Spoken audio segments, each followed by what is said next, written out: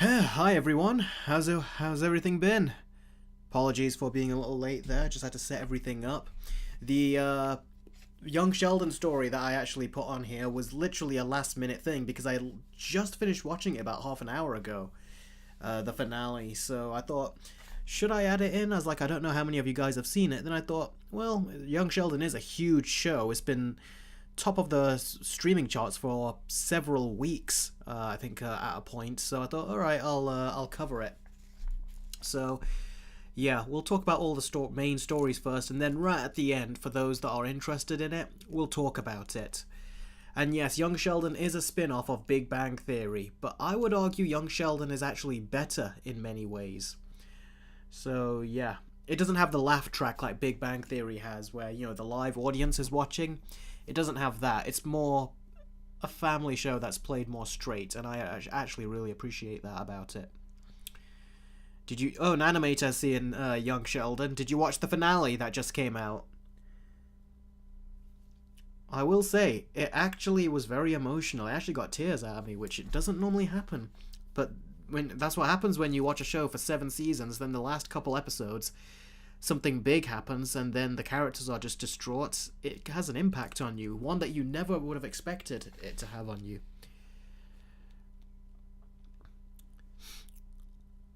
Okay, so yeah, just letting you guys know, as well as these stories, I'll also be talking about YouTube memberships, because that is something I'm going to be bringing over to YouTube, because there are quite a few people who want to take part in some of my content. I've actually had messages from people saying they want to watch my Patreon content, but they just don't want to make an account with Patreon. So I thought, alright, I'll give you a join button instead on YouTube, and you can use that to gain access to my trailer reactions and early access versus videos, as well as my game show as well. Because I'll give you a little sneak peek right now. This is one of the devices I'm going to be covering on my game show. Don't know if you guys can see. It looks a lot like a Game Boy Advance SP. This is a Game Boy Advance SP. This is not, however, but it looks pretty much just like it. And that's because this is a fake Game Boy Advance. You can see over here, this is the TMNT game that I have played before. And you can see the Game Boy Advance logo border that it puts there. Which is interesting because on an actual Game Boy Advance you also get a border around it, except this one is actually on the device, and this one right here is done in the software. It's actually put a border around it there, which is actually pretty neat how it's able to do that. So yeah, I'm going to be covering that on my game show, so that is only going to be for patrons and people who do the join button. The join button is not there yet, Saeed. It's going to be. I just thought I'd let you know right now that I'm going to do it soon, and there's going to be, there's also going to be some special perks that I think you guys would really enjoy, and it's going to be for select people, and you can really, I'm not going to say too much more. You'll find out eventually, but I'm going to be adding some interesting stuff on the membership side. Like I said, it all goes towards supporting the channel, and also I'll be able to give you guys extra content as well. So yeah, that join button is not there yet, but it will be soon. I'm 75% complete on the process. So yeah, let's see how many of you guys are here. Wow, 43 of you. Out of the 43, yeah, no problem, Jess. I definitely, they were definitely good ideas. Well, Caesar, I hope Caesar is right, says, I still have my red Game Boy Advance SP with charger and some games. That's great. This blue one, I actually got this on eBay a while back because I was getting nostalgic towards the old Nintendo systems. My first actual console was a Nintendo DS Lite. Now, this is not my actual DS Lite. This is one I got off eBay just a couple days ago, actually, and the person who used it said he got this as a gift for his mother-in-law, and he got it for with 2 brain training games, and he got it for his mother-in-law, but apparently she never used it, and he says that he would be surprised if she opened this 10 times. So basically, on eBay for about just over £30, postage is about £33, I managed to get a DS Lite that is brand new, to the point that there's no scratches on either of the screens, no scratches on the back of the device or anything, Everything's in like extremely brand new condition, and even the buttons still have that texture to it. You know, the texture on devices that usually wears out the more you use it. This still has that texture, so everything about this feels brand new.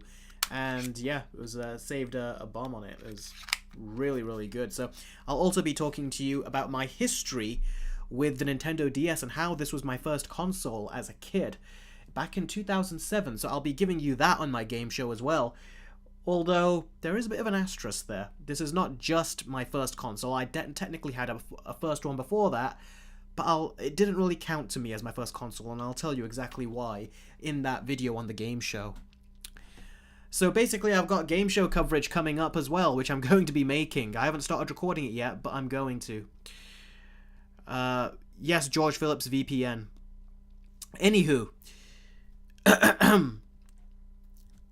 Yeah, so I've basically made that announcement right now that I've got the DS and I've got my gaming stuff set up, which I'm going to be doing for the game show. We'll be both on Patreon and on YouTube via the join button. So, yeah, one of you mentioned something about the join button. What did you say? Saeed says, is the join button for free content? No, the join button is going to be for paid content. It's like that's what I said. It's like Patreon, but on YouTube. And a lot of people don't like making accounts on Patreon, and I understand that. So that's why I thought, okay, I'll bring it over onto YouTube as well. But yeah, it's going to be paid content, but you'll get a lot of good stuff for the content that you pay for on that. Okay, so who's ready to move on to some stories then? The stories that we'll be talking about.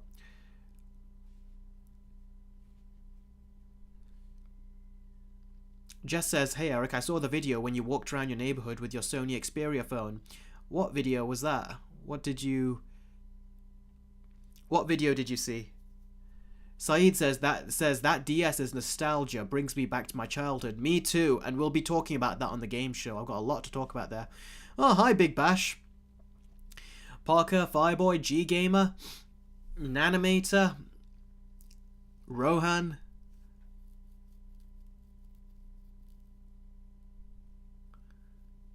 Oh, that's interesting, Jordan. Spider-Man No Way Home will premiere on BBC One tomorrow evening. Cool.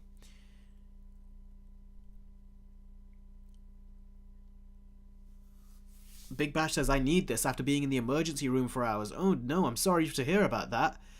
Is it one of those walk-in centres where they keep you there for hours and hours? Because I've been in that situation. I think we all have at some point. Selena says, hey Eric, what if you make a cameo in an MCU film? Nah, they can't afford me. I have too much dignity to show up in a silly MCU movie. Charlton says, DS was the OG console. It sure was for many of us. Dr. Wovian says, how's your day, Eric? My day has been very nice today. It has been. Watched a bit of Young Sheldon and then finished it off, and yeah. Arathorn, there really is no point anymore. Everyone's moving over to streaming, aren't they?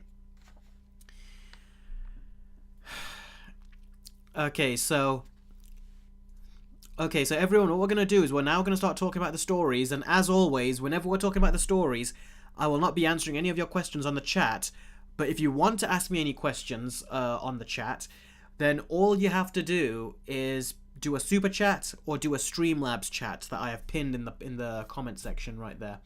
So all you gotta do is that if you want to have me answer a question immediately. So keep that in mind. So that way I'll be focusing on the stories and I won't have to answer a bunch of questions at the same time, because that will just break my concentration.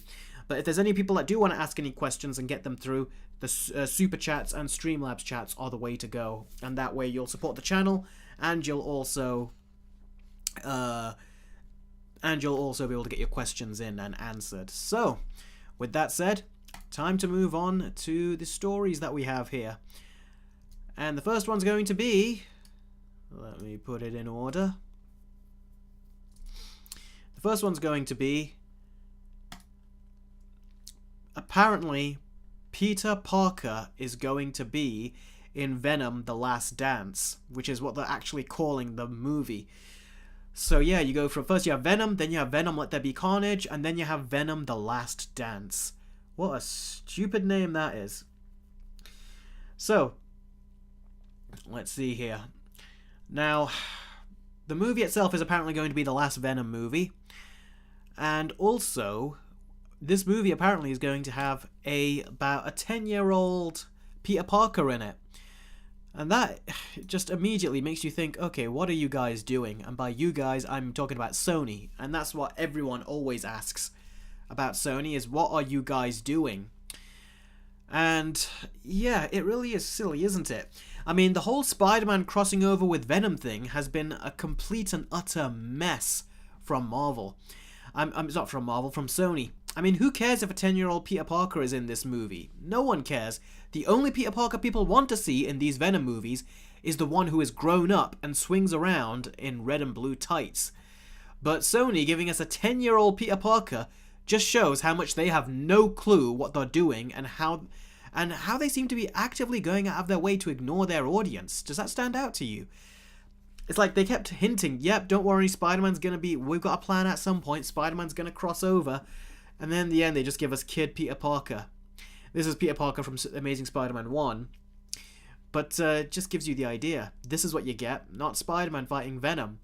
Really is ridiculous, isn't it? For years they have been teasing that Spider-Man will appear in a Venom movie, only for it to end up being a 10-year-old Peter Parker. Are they actually proud of that? Because to go out this way is absolutely embarrassing. Oh, it just really is ridiculous. I don't know what to say about Sony anymore. It's like they just kind of find new ways to impress you with how stupid they can get and boneheaded they can get. Really is quite pathetic and silly, I gotta say. I mean, even the credit scene in Venom 2, which hinted that, you know, that he saw Tom Holland, it was almost like they were setting that up and then nothing came of it and they sent him back to his own world. Yep, Eric says it best, says, nice going again, Sony.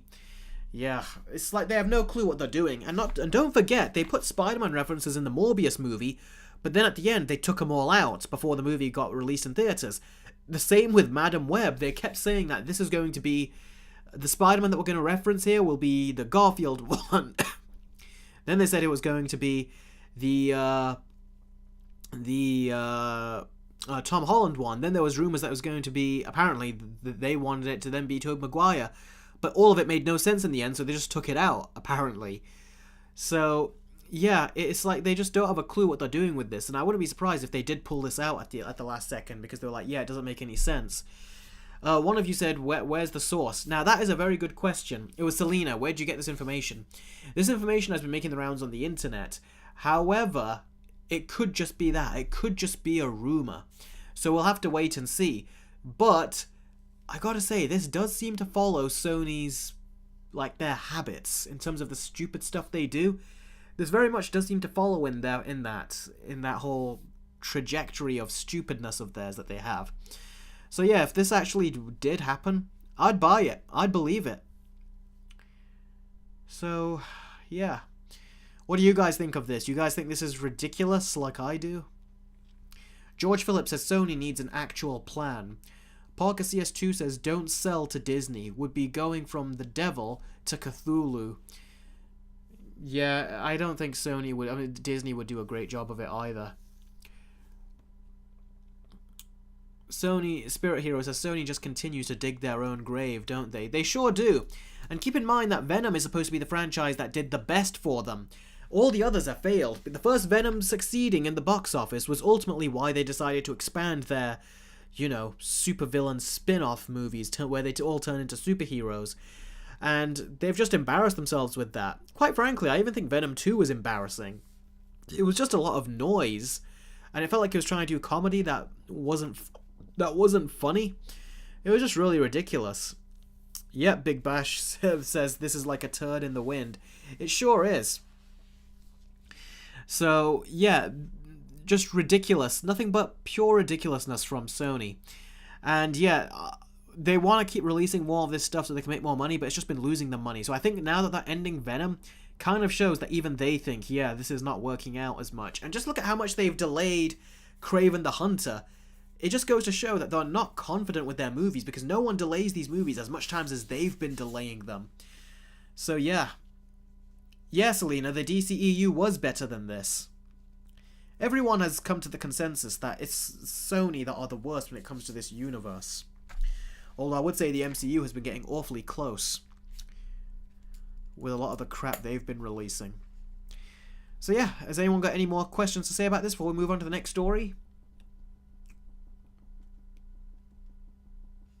George Phillips says, let's go find that comment.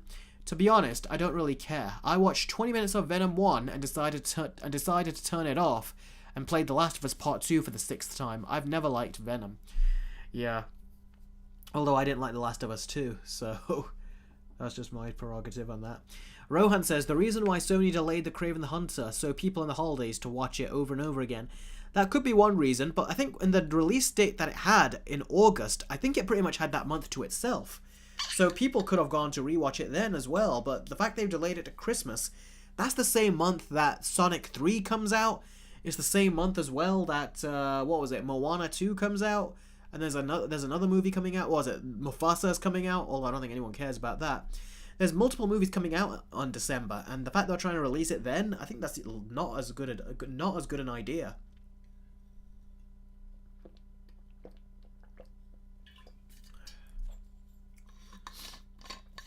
Kevin says, Sony has gone downhill this year with Madam Web, Ghostbusters, and yes, I saw Furiosa instead of Garfield.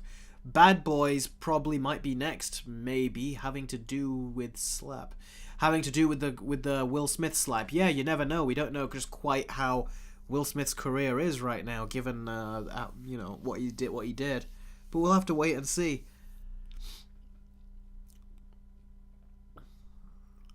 Oh yeah, Trevor says there's the Lord of the Rings anime movie. It's an animated movie. I don't think it's an anime movie.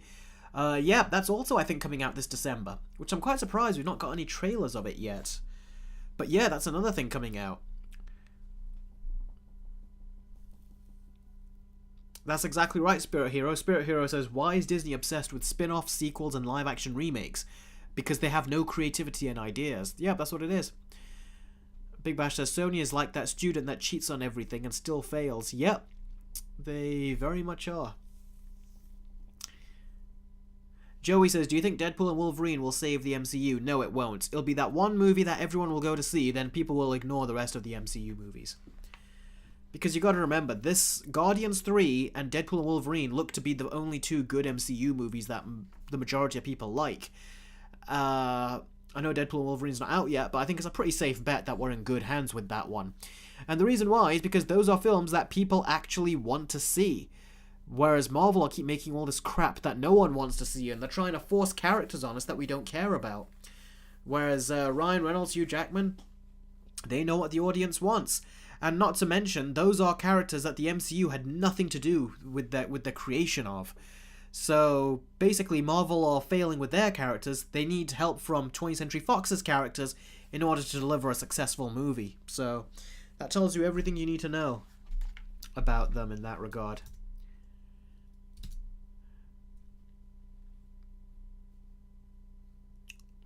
Lil X, you've been doing that a lot, and it's just been weird, and I've said please not to, so please don't, or I will actually block you. You've been doing that on many live streams, even though I said it's weird, and you're still continuing to do it, so... Let's see. Crazy Cat Lady says, I want to see the Lord of the Rings movie. It's been a while since we had an animated longer Rings movie. Well, yeah, it has been a while since we had an animated Lord of the Rings movie, isn't it? Fireboy says, Sony always obsessive with keeping the Spider-Man rights. That's the thing, I don't even think any of this has anything to do with the Spider-Man rights. Like, people said the reason that Madam Web was made is just because they wanted to keep the rights. But that makes no sense to me. Because it's not many years apart where they made, say, Venom 2. Or when they had Kraven coming out and all that. To me, it seems like they genuinely wanted to make a universe, and in their deluded mind, they thought this was actually going to work. Until when the movie was complete and they realized, oh no, this is not going to work.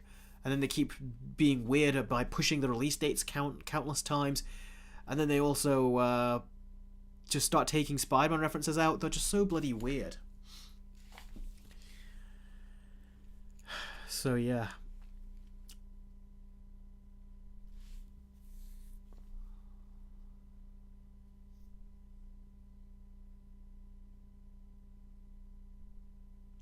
Elite says Marvel doesn't know how to make their new characters interesting. That is very true. Marvel don't know. Look at how many countless characters they've introduced in Marvel's Phase 4 and 5. There's not one of them out of Phase 4 and 5 that can lead a whole Avengers team.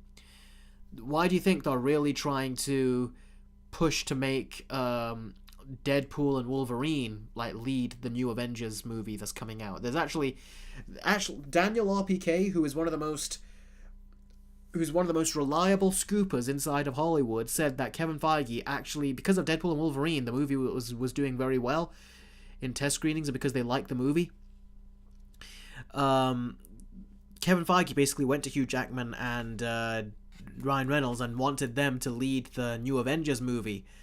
But that's because those are two characters that everyone loves, but the rest of the characters in the MCU just goes to show they got no other leading Avengers that are there that people want to follow. So they're saying, yeah, we'll go over to these other characters and people will follow them.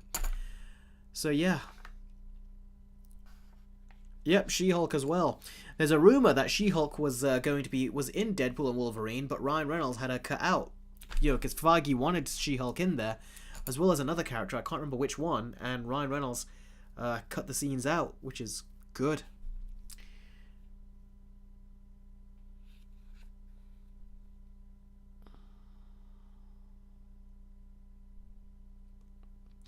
Morpheus says, Marvel turned into a giant side story. Lol, each movie is about the multiverse. Yep, it sure is.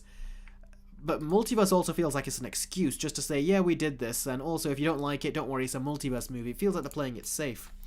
Alright, Batman's Gamer gave a $2 super chat. Thank you very much, buddy. Says, the third Venom movie should be titled Venom Last Bad Venom Film. Yeah, something like that. That would be... Or Venom 3, we won't make any more of these. Big Bash said it well, Venom the Last Turd. Yep. Iron Boy Jr. says Venom 3 just needs to be rated R and we'll be happy. I think its chances for rated R are gone now. I mean, you had Venom Let There Be Carnage. That would have been a great way to make it rated R, but its opportunity's gone now. It's done. The Venom origin story could have been brutal, and it could have been hard on Eddie Brock, and could have been horrifying, but that was made PG-13 as well. So it's like, you can make it rated R now, but I just don't care. Joey says, Eric, I started watching the Clone Wars, and so far, I really like it. When does it really peak, in your opinion? It really peaks in the beginning of Season 3. That's when they really find their footing. But let me tell you, you will enjoy Season 3 onwards far more if you watch Seasons 1 and 2 and then get to Season 3 naturally. Then from that point on, it just keeps getting better and better each season. But Season 1 and 2, they are still entertaining.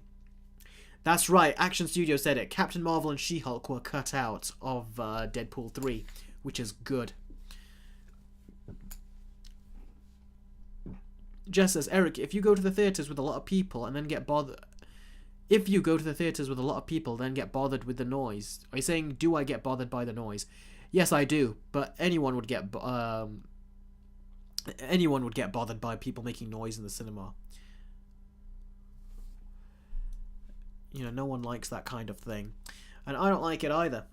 So yeah, this is basically what it is, everyone. You're gonna get, potentially, and it sounds like it's not confirmed, but knowing Sony and their track record, I really wouldn't be surprised if this actually did happen. Looks like we're just going to be getting... we're going to be getting a little Peter Parker in Venom 3 and not a Spider-Man for him to fight.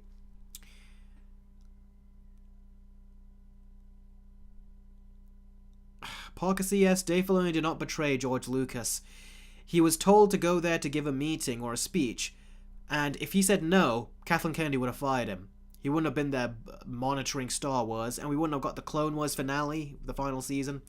Wouldn't have got Bad Batch, which is a great show. We wouldn't have gotten Tales of the Jedi, which is a great show. I still haven't seen Tales of the Empire. But we wouldn't have gotten all these things, which are great shows. So that was something that he just had to do to kind of look good to Kathleen Kennedy, so she would let him continue to grow and she wouldn't start clipping his wings, which is what people like this would do. So what he did there was fine. And it's the one time he did it. He never did it again after that. So Dave Filoni is fine. You're just getting idiots out there in the fan base that are trying to... They want to get clicks and views to, like, you know, rally people up because they get a lot of revenue from it. But thing is, it's dying out now. Kathleen Kennedy is phasing out. Jon Favreau is starting to come in and start to take control. In fact, some people on the inside are saying he's already got control, but they haven't announced Kathleen Kennedy getting out yet. So it's going to start being good for Star Wars at a point, but you're going to get people that are still going to call it whatever they want because they just want to keep getting paid. You know, they want to keep getting paid from ad revenue and, you know, clickbaity titles and everything. So trust me when I say there's a lot of that going around, but it's not as bad a situation as it was. Joey says, so that's why you're not receiving my payments anymore. Joey, what are you talking about? I'll wait for your response there. Anyway, Batman's Gamer has also given a $5 super chat. Thank you very much, buddy, for the second donation on the live stream. If Jurassic World Chaos Theory gets more viewings than Venom 3, then Sony should sell the Spider-Man rights. Great Jurassic show, by the way. Yeah, I've not seen Chaos Theory, although I just heard today, about a couple hours before I did the stream, my folks were on Netflix, and they said, oh, look, it's out now. So I'll give it a watch, but I still have to see the final season. I still haven't got to watch the final season of Camp Cretaceous, so I'm still need to see that. Trevor Bistro said it best. Just give me Beyond the Spider-Verse instead. Yep. Ah, damn it. Just hurt myself there. Let's see here. Parker CS says Kathleen needs to go. Yep, she does. Jess says, Eric, could you count the movies that had the Golden Gate Bridge destroyed? Yeah, didn't Amazing Spider-Man 1 have a Golden Gate Bridge moment? And then the second Amazing Spider-Man movie also had a Golden Gate Bridge moment too, didn't it? I swear one of the games I've had it as well. Joey, am I not accepting payment from you on Patreon? What do you mean? Let me find your message. Oh, sorry, I missed your first message. You said it here. Joey said, sorry, my Patreon account doesn't work anymore, Eric. Oh, it doesn't work anymore. Well, perfect timing, because I just said I'm doing YouTube memberships. So if it doesn't work on Patreon, you've got another option. So don't worry, bud. It's okay.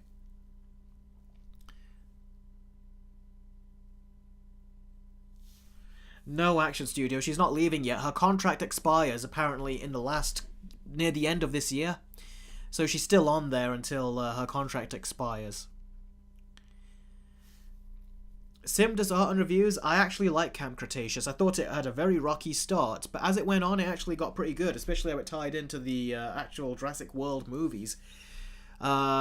And yeah, it got more interesting as it went. These action sequences with the dinosaurs are actually really quite intense. So that's really cool how they do that. The tension is very good. It's even better than some of the recent movies, I'd say, some of the tension they've done in those Camp Cretaceous shows. Alright, so is anyone want to say anything else about Venom 3, or do you want to move on to the next story?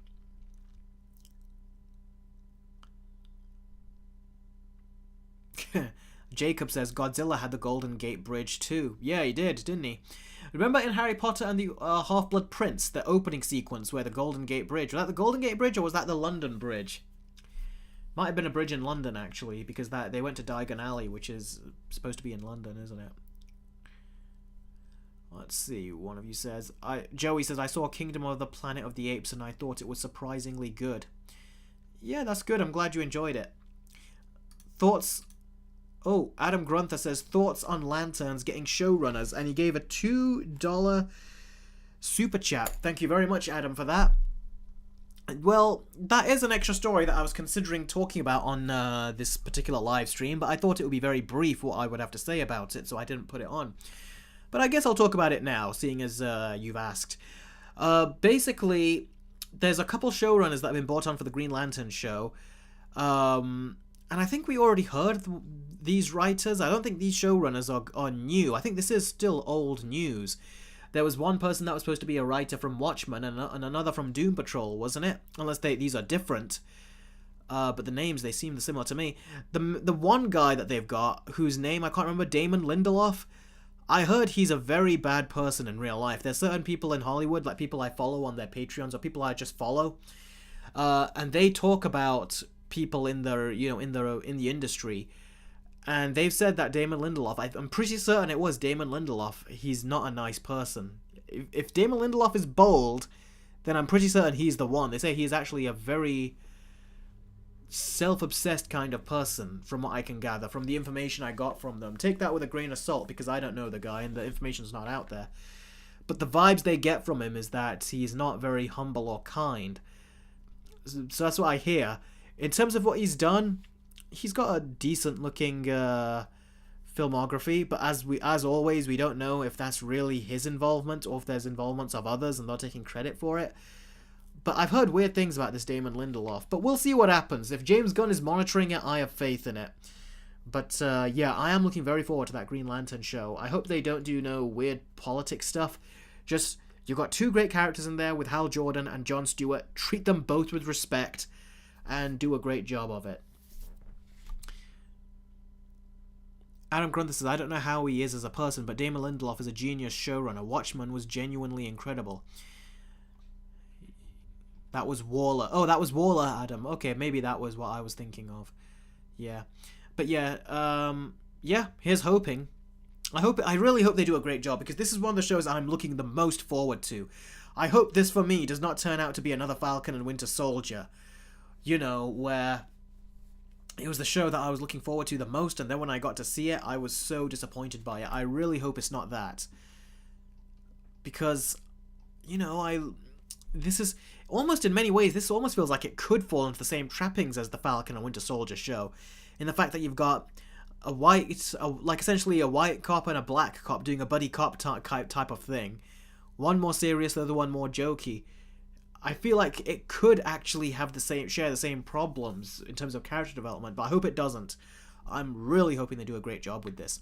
The Time Shadow has done a £2 super chat.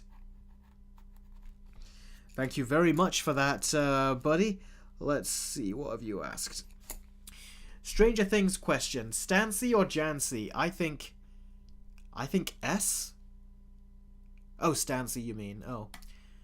Oh boy, let me see what Stancy and Jancy is. I know because I've forgotten which characters' names you're shipping together. Let's see. Oh, you mean Jonathan and Nancy, or what is their names? I've not seen it in a while now, Stranger Things. I know what you're talking about. Just stop, is what I think. I think in Season 4 that was bloody stupid what they did there. And it was a problem that they did because of what they did with Robin in Season 3. They should have just let her and Steve get together, and it would have been fine. All the characters would have been coupled up, but now, because they didn't, they had a romantic switcheroo moment, which is what I call it, when writers have one idea, but then they change their idea at the last second, which is what J.K. Rowling did with Harry and Hermione. You know, she switched it to Hermione and Ron. And now we're getting the same thing. We got the same thing in Arrow, where it was supposed to be, what was it, Laurel and Oliver supposed to be together, but then they ended up doing Oliver and Felicity, which was another romantic switcheroo. And this was another romantic switcheroo in Stranger Things Season 3, where they were trying to say, oh no, it was so clear that Robin was into Steve, but now they're trying to say, oh no, I was never into Steve, I was into that girl behind you. I was like, you pulled another romantic switcheroo and you're going to pay for it, just like those other projects did. And yeah, it did. The romantic relationships that people are shipping in Stranger Things Season 4 is something that I don't ever want to ship. I thought it was just a ridiculous idea and a ridiculous notion what they did. And it just caused complications with the characters. And it made Robin seem like a really dim-witted character who was just... She was so cool in Season 3, and in Season 4 she was just a mess. And, you know, they were trying to... she was trying to... Basically, I just don't like what they did. I can make a whole essay on why I don't like Stranger Things Season 4, but that was one of the bad things. But yeah, no, I don't put stock in either. Just leave it. Jonathan is a boring character now, but just leave it at that at this point. What they should have done was given Robin and Steve, gotten those two together, but they didn't. Adam says, what was it? Big Bash says, I stopped watching MCU shows after like 3 or 4 episodes of WandaVision. I don't blame you, because that was a lot of filler in that. And they were playing into the jokey stuff too much. Adam Grunther says, Hal is more jokey, but that's kind of who he is. I get that, so that's not the problem, what I mean. He's the wisecracker, probably DC's most famous one. As long as they don't overdo it, I don't think it will be out of place. Yeah, no, my fear is that they just won't make the relationship like it was between Falcon and Winter Soldier, and I hope they don't run into the same character problems either. That's what I mean. Iron Boy says Robin is gay. Yeah, that's only because they made her gay at the last second. I looked into it, by the way. I was like, I swear this reminds me of what J.K. Rowling did with Harry, Ron, and Hermione, where they switched, where Hermione and Harry were supposed to get together. Then at the last second, it felt like J.K. Rowling changed her mind and switched it to Hermione and Ron. Then there was this whole shuffling that had to go on. And I looked into it, and J.K. Rowling says, yes, I changed my mind. And then later on, she changed it back, but it was too late. The Stranger Things people said that, yeah, Robin was never gay originally. She always did have a crush on Steve. But then on the day when they were shooting, they were saying, how about we do that? Which was like, why would you do that? Because now you're going to cause harm to the next season. Which they did, because Steve then tried to go back to Nancy. And that was such a... I was like, bro, what are you doing? That is just not the move to do. But he was doing it. So yeah, all that because they changed Robin and made her gay, which they never wanted to. But like I said, they did the romantic switcheroo. I've seen the romantic switcheroo before. Harry Potter, Arrow, in other shows I've seen it too, but they're not coming to mind. And now there's also this one, Stranger Things. And them both chasing different love interests in season 4 was one of the many subplots that I didn't need, that because it was just cramming that season with so much crap. Alright, so, with that said, now it's time to move on to the next story. And the next story is this gentleman right here. This guy's name is Adam Wingard. And he's made some great movies, I think, in the past. He's made The Guest, which was a movie I really loved. He also made the Blair Witch Project movie. It was just called Blair Witch. I enjoyed that. He made You're Next, and I really enjoyed that. He also made the Death Note movie on Netflix, and I hated that. But everything else has been pretty much a hit with this guy. He also did Godzilla vs. Kong. And that was a very good action movie that he did with the monsters. It made me feel so fulfilled, I felt like I didn't even need another Godzilla movie. And then he made Godzilla x Kong as well. And I am writing a versus video for these two movies. It'll be a shorter versus video, not as in-depth, but it'll be one to give you one rather than to give you none of versus videos between these two. But I am planning to do a versus video between these two. I'm still writing the script. And, yeah, he's left it. Apparently he's left it because he's got scheduling conflicts with A24, because he wants to make a movie like he used to with those other movies I mentioned. So he wants to take a break from the big blockbuster scene. But it seems, however, that Warner Brothers and Legendary, they don't want to wait for him. So they're saying, all right, you go do that. We're going to hire someone else. So, yeah, he's not coming back for Godzilla X Kong 3 or whatever it's going to be called. And that is kind of a shame, because he did, in an interview recently, he says that Godzilla X Kong he says Godzilla vs. Kong and Godzilla X Kong, they're very much movies about King Kong. He's the main character of the monsters, especially in Godzilla X Kong. And what Adam Wingard said he wanted to do is he said he wanted to try to do the same thing in the next movie, but for Godzilla. And I was like, oh, cool. I'm curious to see, like, what would that be like, where Godzilla has, like, an arc kind of like King Kong? I was curious to see how that would go. But now it looks like he's not doing it, and that is a shame. So I think someone else will come in and just give us either something generic or the same old thing that we've seen. I don't know. We'll have to see. Batman's Gamer has done a $2 super chat. Thank you very much again, buddy. And he goes, better done characters in the new Empire. Not much. Not by much, I think you mean. Yeah, I'm not going to comment on that because, like I said, I'm doing a story and character segment, so I don't want to give away what I think. But that's certainly your opinion on the matter. You're going to have to wait to hear mine. But yeah. Oh, Adam Grunther says you missed my other super chat. Oh, hold on, I'm sorry. Oh, there it is. How could I have missed that? I think this is what happens when more of you show up on the stream, because I think I had about 70 of you on the stream today. Thoughts on new Knives Out movie announcement is what Adam Grunther says, and he's also given another $2 super chat. Thank you very much, Adam. It is a weird name, isn't it? I mean, the first one was Knives Out. The second one was Glass Onion. And now the third one is... Let me look it up just to make sure I'm getting it right. It sounds so ridiculous.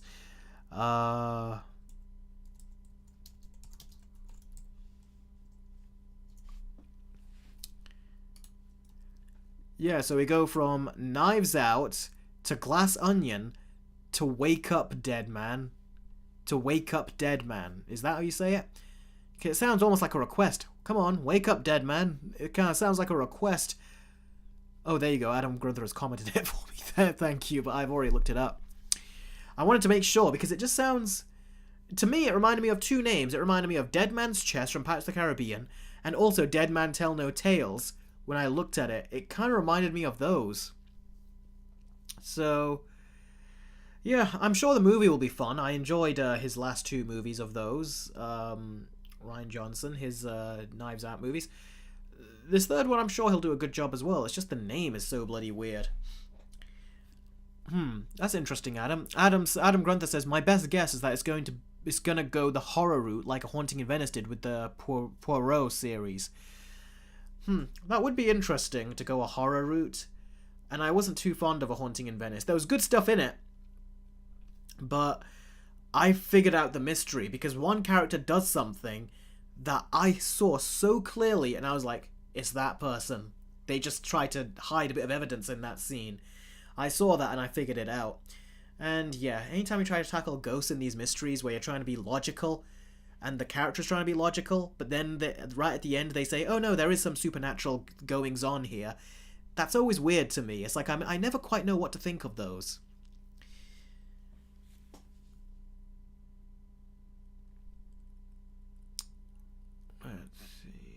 Parker CS says, is another white male going to be the villain? What? You mean in Knives Out 3? I'm just going to call it Knives Out 3. I don't like that name. When it gets closer to the release, I'll have to call it that then. But right now, I'll call it Knives Out 3.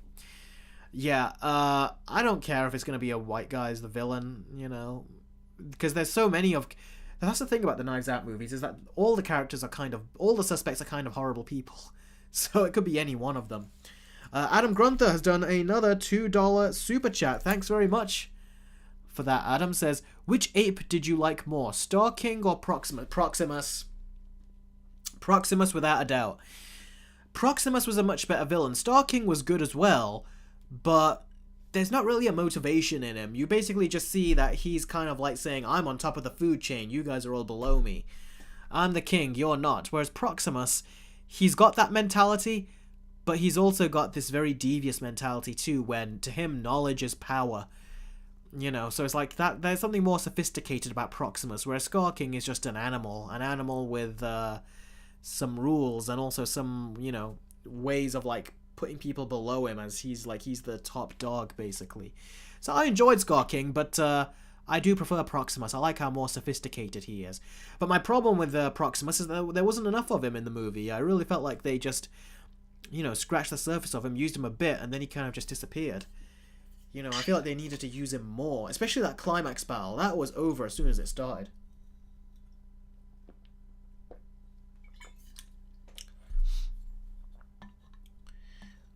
Trevor Bistro says, would be interesting if Matt Reeves does a Kong movie in the Monsterverse. That could be interesting, but at the same time, I don't really care to see that. I think Matt Reeves has done everything he can with the Apes movies that we've seen. So if he comes back to anything, I'd rather have him come back to do another Apes movie than a big Kong movie. Because with that, I think all you can really do is just make a big monster movie where, you know, a bunch of people punch people and stuff. And I think Matt Reeves is more than that in his filmmaking.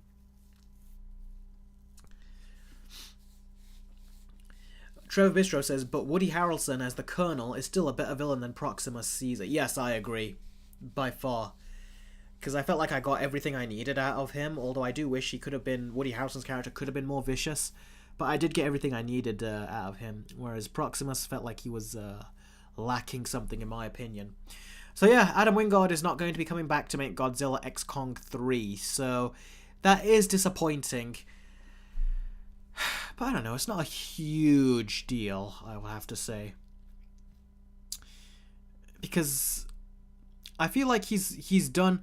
This is one vibe I got from him. I won't tell you what I think of both movies yet for my Versus video, but I do feel like after watching these two, Godzilla x Kong and The New Empire, I feel like Adam Wingard kind of put all his ideas into both of these films, and I don't really know... I could kind of tell, I don't think he has any left. So... in terms of action set pieces and stuff, I feel like he needed a break, and then when he comes back, he would have more ideas on him. but the studio has not given him those more ideas, that break. So it's a shame. It's a shame, but at the same time, I think he's given us 2 very good efforts, and I think you can really appreciate that, certainly. Neil says, can you do a video on why you hate Stranger Things 4? I was going to back in the time, but I never got around to finishing it. My computer was so slow that I was like, this is going to be a 45-minute to an hour-long video, and I just don't have the computer that can handle this kind of project, so I didn't end up doing it. And now I think it's too late to do it because, well, they're shooting Season 5. And I think Season 4 has been out for so long now that I don't think people are ultimately going to be interested in seeing me make a video talking about it. But yeah, there are things I really did not like about that season. Lots of things. Jess says, is Kingdom flopping? Last I checked, it's not flopping, but it's not doing as good as it could. It's certainly not doing as good as Disney need. But it's doing better than their other movies. I think it's the first movie of theirs that actually reached $100 million. Was it in its first weekend? First movie of this year for them that has done that. Eddie was the best thing about Season 4, but even the way it ended, his sacrifice, it was clumsily executed. There was something there where I was like, you had to make it seem more urgent, like the character sacrificed, sacrificed himself for something, but it felt like they just made him do it just so it could be a sad moment. Because I felt like there were other things that could have been done, but he just decided to do it that way. But yeah. Yeah, he certainly would crush the other apes.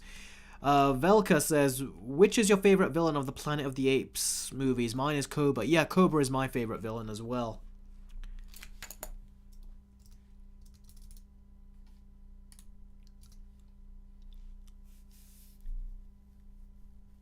Rowan says, what is the ranking of the 4 new Planet of the Apes movies? Dawn of the Planet of the Apes, Rise of the Planet of the Apes, War for the Planet of the Apes, and then Kingdom of the Planet of the Apes.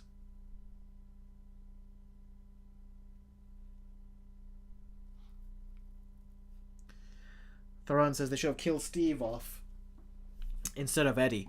Honestly, I think that they shouldn't have. I think they should have just given Eddie a better death. They should have given him a better death. Because the way they did it, it was like he did it, but it's not like he did it because it was the only way. That's what they should have done, but they didn't. So it made his death feel like he died for nothing. But it was a very sad moment the way they executed it, and the actors did a great job. But it was the writing that I think failed them right there. And also, I think they should have just let Max die. That would have been a great tragic ending, and it would have been surprising. But they're going to bring her back next season, so that's kind of, felt like a cop-out, that did.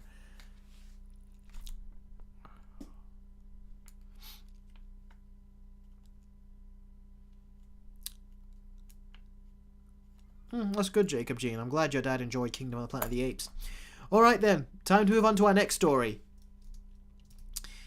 So, looks like Marvel have finally got a screenwriter to write the script for their own X-Men movie. Their own X-Men movies, apparently, so far from what I understand, is going to be them recasting all the X-Men, but their own versions. And they've hired a writer to do it. And the writer that they've hired is this guy, Michael Leslie. And interestingly, the only other movie that he's written, at least the big one of note, is The Hunger Games, the Ballad of Songbirds and Snakes. Now, this is a movie that I still have to see. I still want to see it, but I haven't gotten around to it. But from what I have heard, there's mixed reviews on this. They're not all the reviews are great, so I don't know. I feel like we have to wait and see. But I do kind of get a vibe from this writer. Let me have a look what else he's done. In terms of his writing credits. Yeah, he's done some screenplays. Oh, he's done the Assassin's Creed movie, which was so bad I stopped it about 15-20 minutes in. I just thought this was so bad. And yeah, he's done a bunch of shorts. He's done a Macbeth screenplay for a movie that's got a 6.6 out of 10 on IMDb.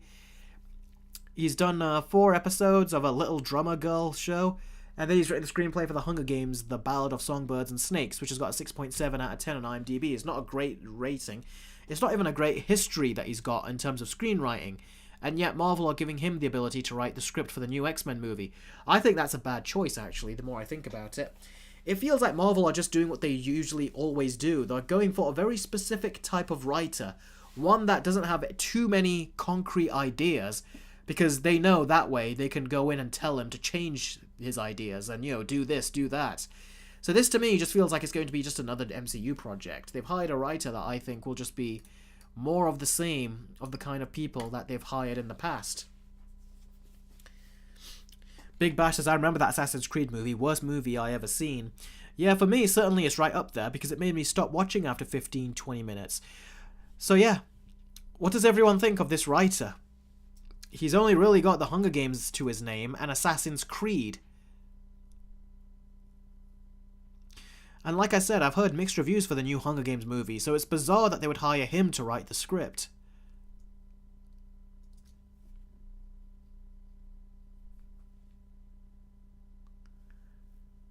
Big Bash says Marvel is allergic to good quality. Yeah, they have this ego about them where they want to really control people, but look at the past people they've controlled. Clearly them controlling people is not a good thing, but they seem to think they're kind of deluded like Sony, where they say, no, they need our guidance. Well, look at what your guidance has given them so far. So yeah, pathetic.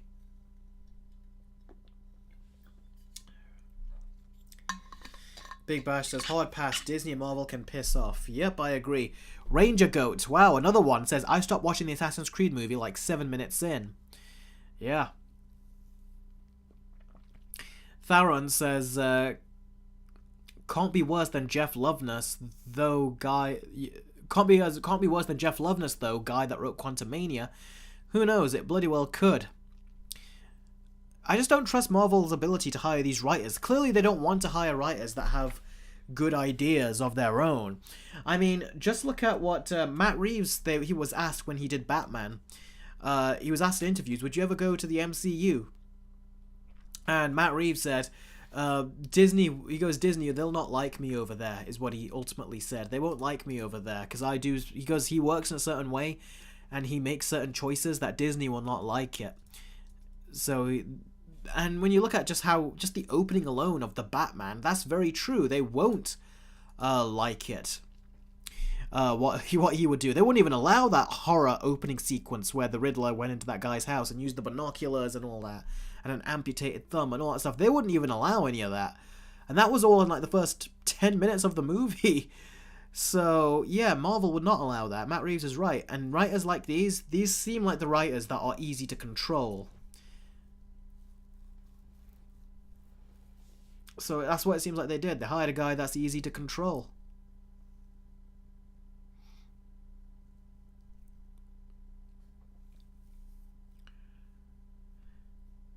Rohan says, I think he can do a decent job with the X-Men.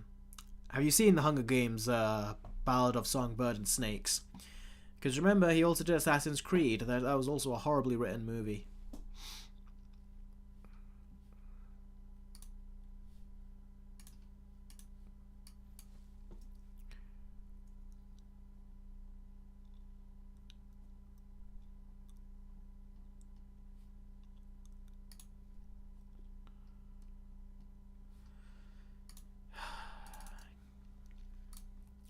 Yeah, I'm looking at a lot of your comments and stuff. It seems like a lot of you have just kind of given up on Marvel. The Dark Lord says, I really just don't care. Charleston says, the Batman makes the MCU give... Oh, I can't read that properly yet. Hang on. Oh, there. The Batman makes the MCU give off Candyland vibes. Yes, certainly does. Because the Marvel's post-credit... Monica Rambeau going to be in this reboot because the Marvel's post-credit scene. Doesn't mean she will, because if you look at how badly those have done, she shouldn't be in it. I think it'd be ridiculous to add her in. The Dark Lord says, I think these live streams are better than most movies. Miles Adair says, hard pass. I looked up this writer. I'm not sure how I feel about him. I think he only has 3 movies he has written, so hard pass for me. Yeah, like I said, this guy's easy to control.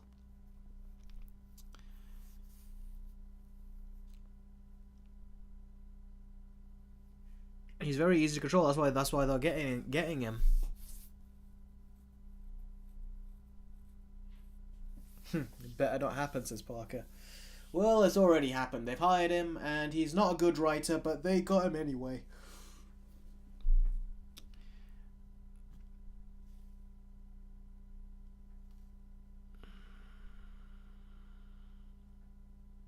I'm doing good, Slash. I'm sorry your wife left you. I'm sorry to hear that.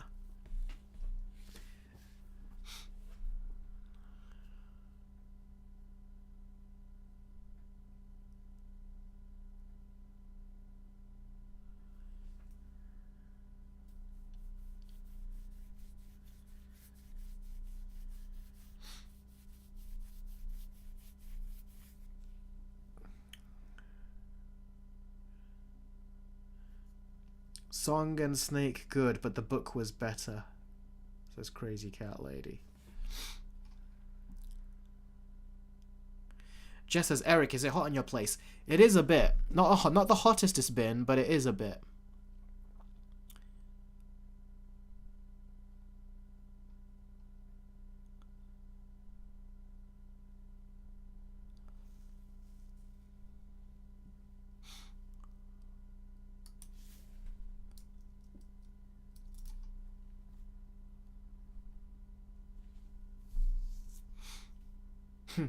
Theron says, if Marvel does not get the Fantastic Four and X-Men right, I'm done.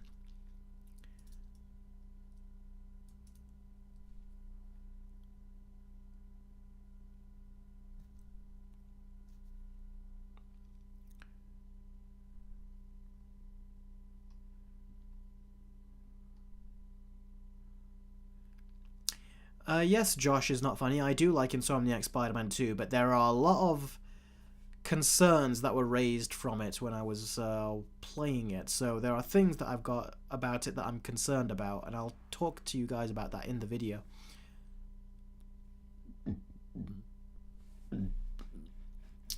Parker CS says, I've been done since Thor 4. Well, I was done a lot before that. I think I was done after the Falcon and Winter Soldier. But you know, because of YouTube, I eventually, because it's what I do, I eventually got back into the shows.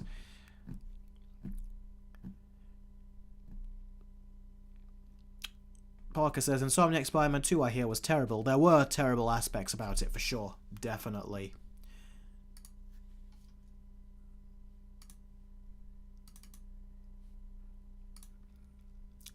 Yep, shared universes are tiresome, but you gotta do it right.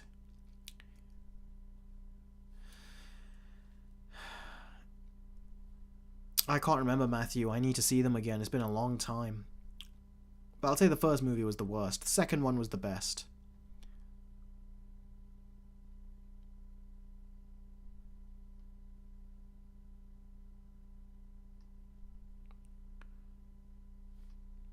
Fireboy says, do you think Kevin Feige likes to hire bad writers and not good writers? I think he likes to hire writers that he can control, and the good writers out there that know how to write, they can't be controlled. So therefore, what option does he have? He has to just go for the mediocre writers. Or the bad ones. And yeah, doesn't seem to learn.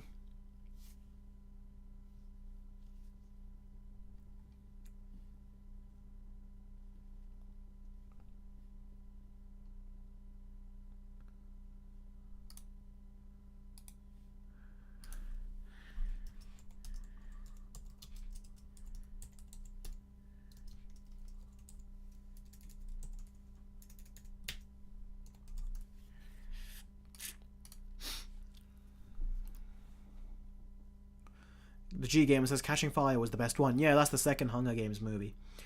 Alright, so, Eric, my favourite Sonic game, I don't even really know, because I haven't played many Sonic games, and the ones that I did play didn't really strike me as my favourites. Was it Sonic Rush for the PS... Not Sonic Rush, no, it was Sonic Rivals, was it, for the PS2? And GameCube and stuff? Probably that one, if that's the one that I'm thinking. Yeah. Okay, you guys have any more questions before we go on to the Young Sheldon season finale review?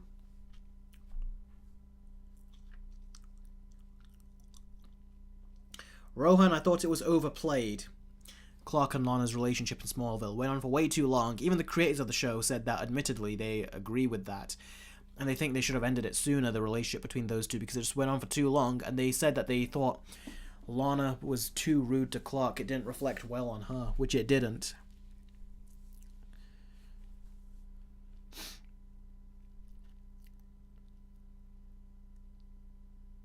Yep, Theron says, one thing about Quantumania, Scott and Cassie didn't really have any chemistry. Yeah, they didn't. Yeah, the G-Gamer, don't worry, I'll be speaking briefly about it. It won't be long. I do these other segments very long, but it'll be a brief discussion. It'll be spoiler-free. But there'll be one thing I talk about, and that's not technically a spoiler because the Big Bang Theory show actually talks about it. So yeah, with that said, let's move on to Young Sheldon. Yeah, Matthew, I thought I wouldn't be the type to watch it either, but when COVID happened, I finally watched what people were saying, you know, you should give it a watch, which was Big Bang Theory. I always said, nah, I'm not going to bother. But then, I was like, 12 seasons? I'm not sitting through 12 seasons of that. But then COVID happened, and well, what do you know? I ended up sitting through that after that. So, and I've seen it many, many times since then. It's very easy to just sit down and watch, especially when you're having food or spending time with the family. It's a very fun show to watch in that way. So let me just quickly find a poster, because this is such a last minute thing that I've not really, you know, got these images ready. But don't worry, like I said, it'll be brief, then we can move on to the Q&A session.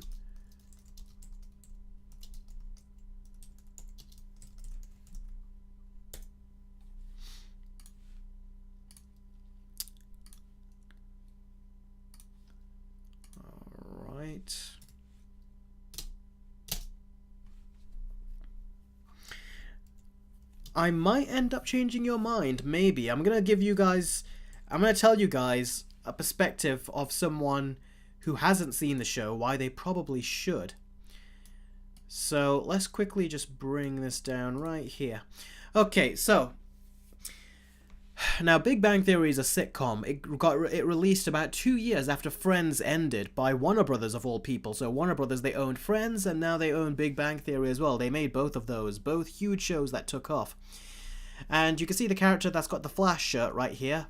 That character is Sheldon on the Big Bang Theory poster.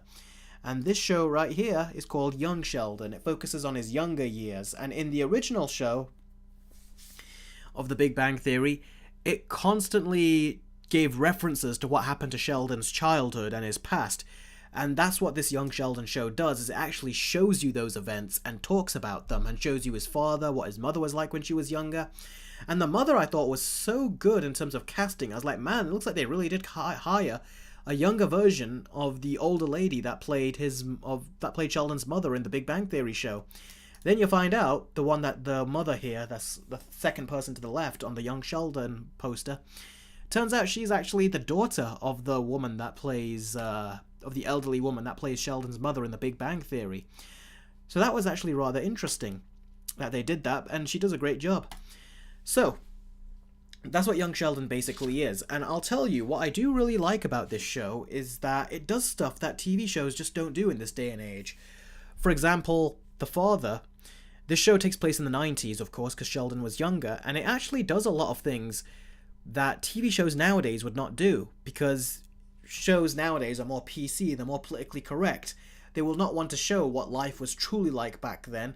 They'll try to take a lot of modern day stuff, like LGBTQ relationships and things, very PC and monitored words and dialogue, and they'll try to inject that into an older time period-like show, period piece-like show, and they'll try to make it out like, oh yeah, that's totally how they talked back in the 90s or 80s, and it's like, no, they wouldn't. They would be more loose with their words and their dialogues and, you know, the words they would choose to use. And well, that's exactly what Young Sheldon does. They let the characters be loose and say things that would be considered offensive now, but back in the time was totally normal. And that's what I liked about this show. That's what what hooked me. Unlike The Big Bang Theory, which is like any other sitcom, if you've seen Friends or Fresh Prince of Bel-Air, it has a laugh track and a live audience watching the performances of the actors. But what's great about Young Sheldon is that it actually abandons that. It doesn't do what The Big Bang Theory does with those laugh tracks. And at first, it really throws you off. You're like, this feels weird. It feels like we're not laughing every few seconds. And that's actually one of the strengths of this show. It's not meant to be one of those shows that you laugh at every few seconds. It's actually got some drama in it. Whereas Big Bang Theory has moments of drama, and it has to always inject humor to keep the pacing going of a comedy sitcom. This is a comedy sitcom that allows itself to have more heart, have more drama, have more life lessons. And there are lessons in here where the father, for example, talks to Sheldon about what it means to be a man, what it means to be a father, what it means to be someone who takes on responsibility and goes through a lot of hardships, but then they come back home and they have to just act normal because then they've got other hardships to deal with at home. Again, these are not things that they tell young men anymore or put in shows like this.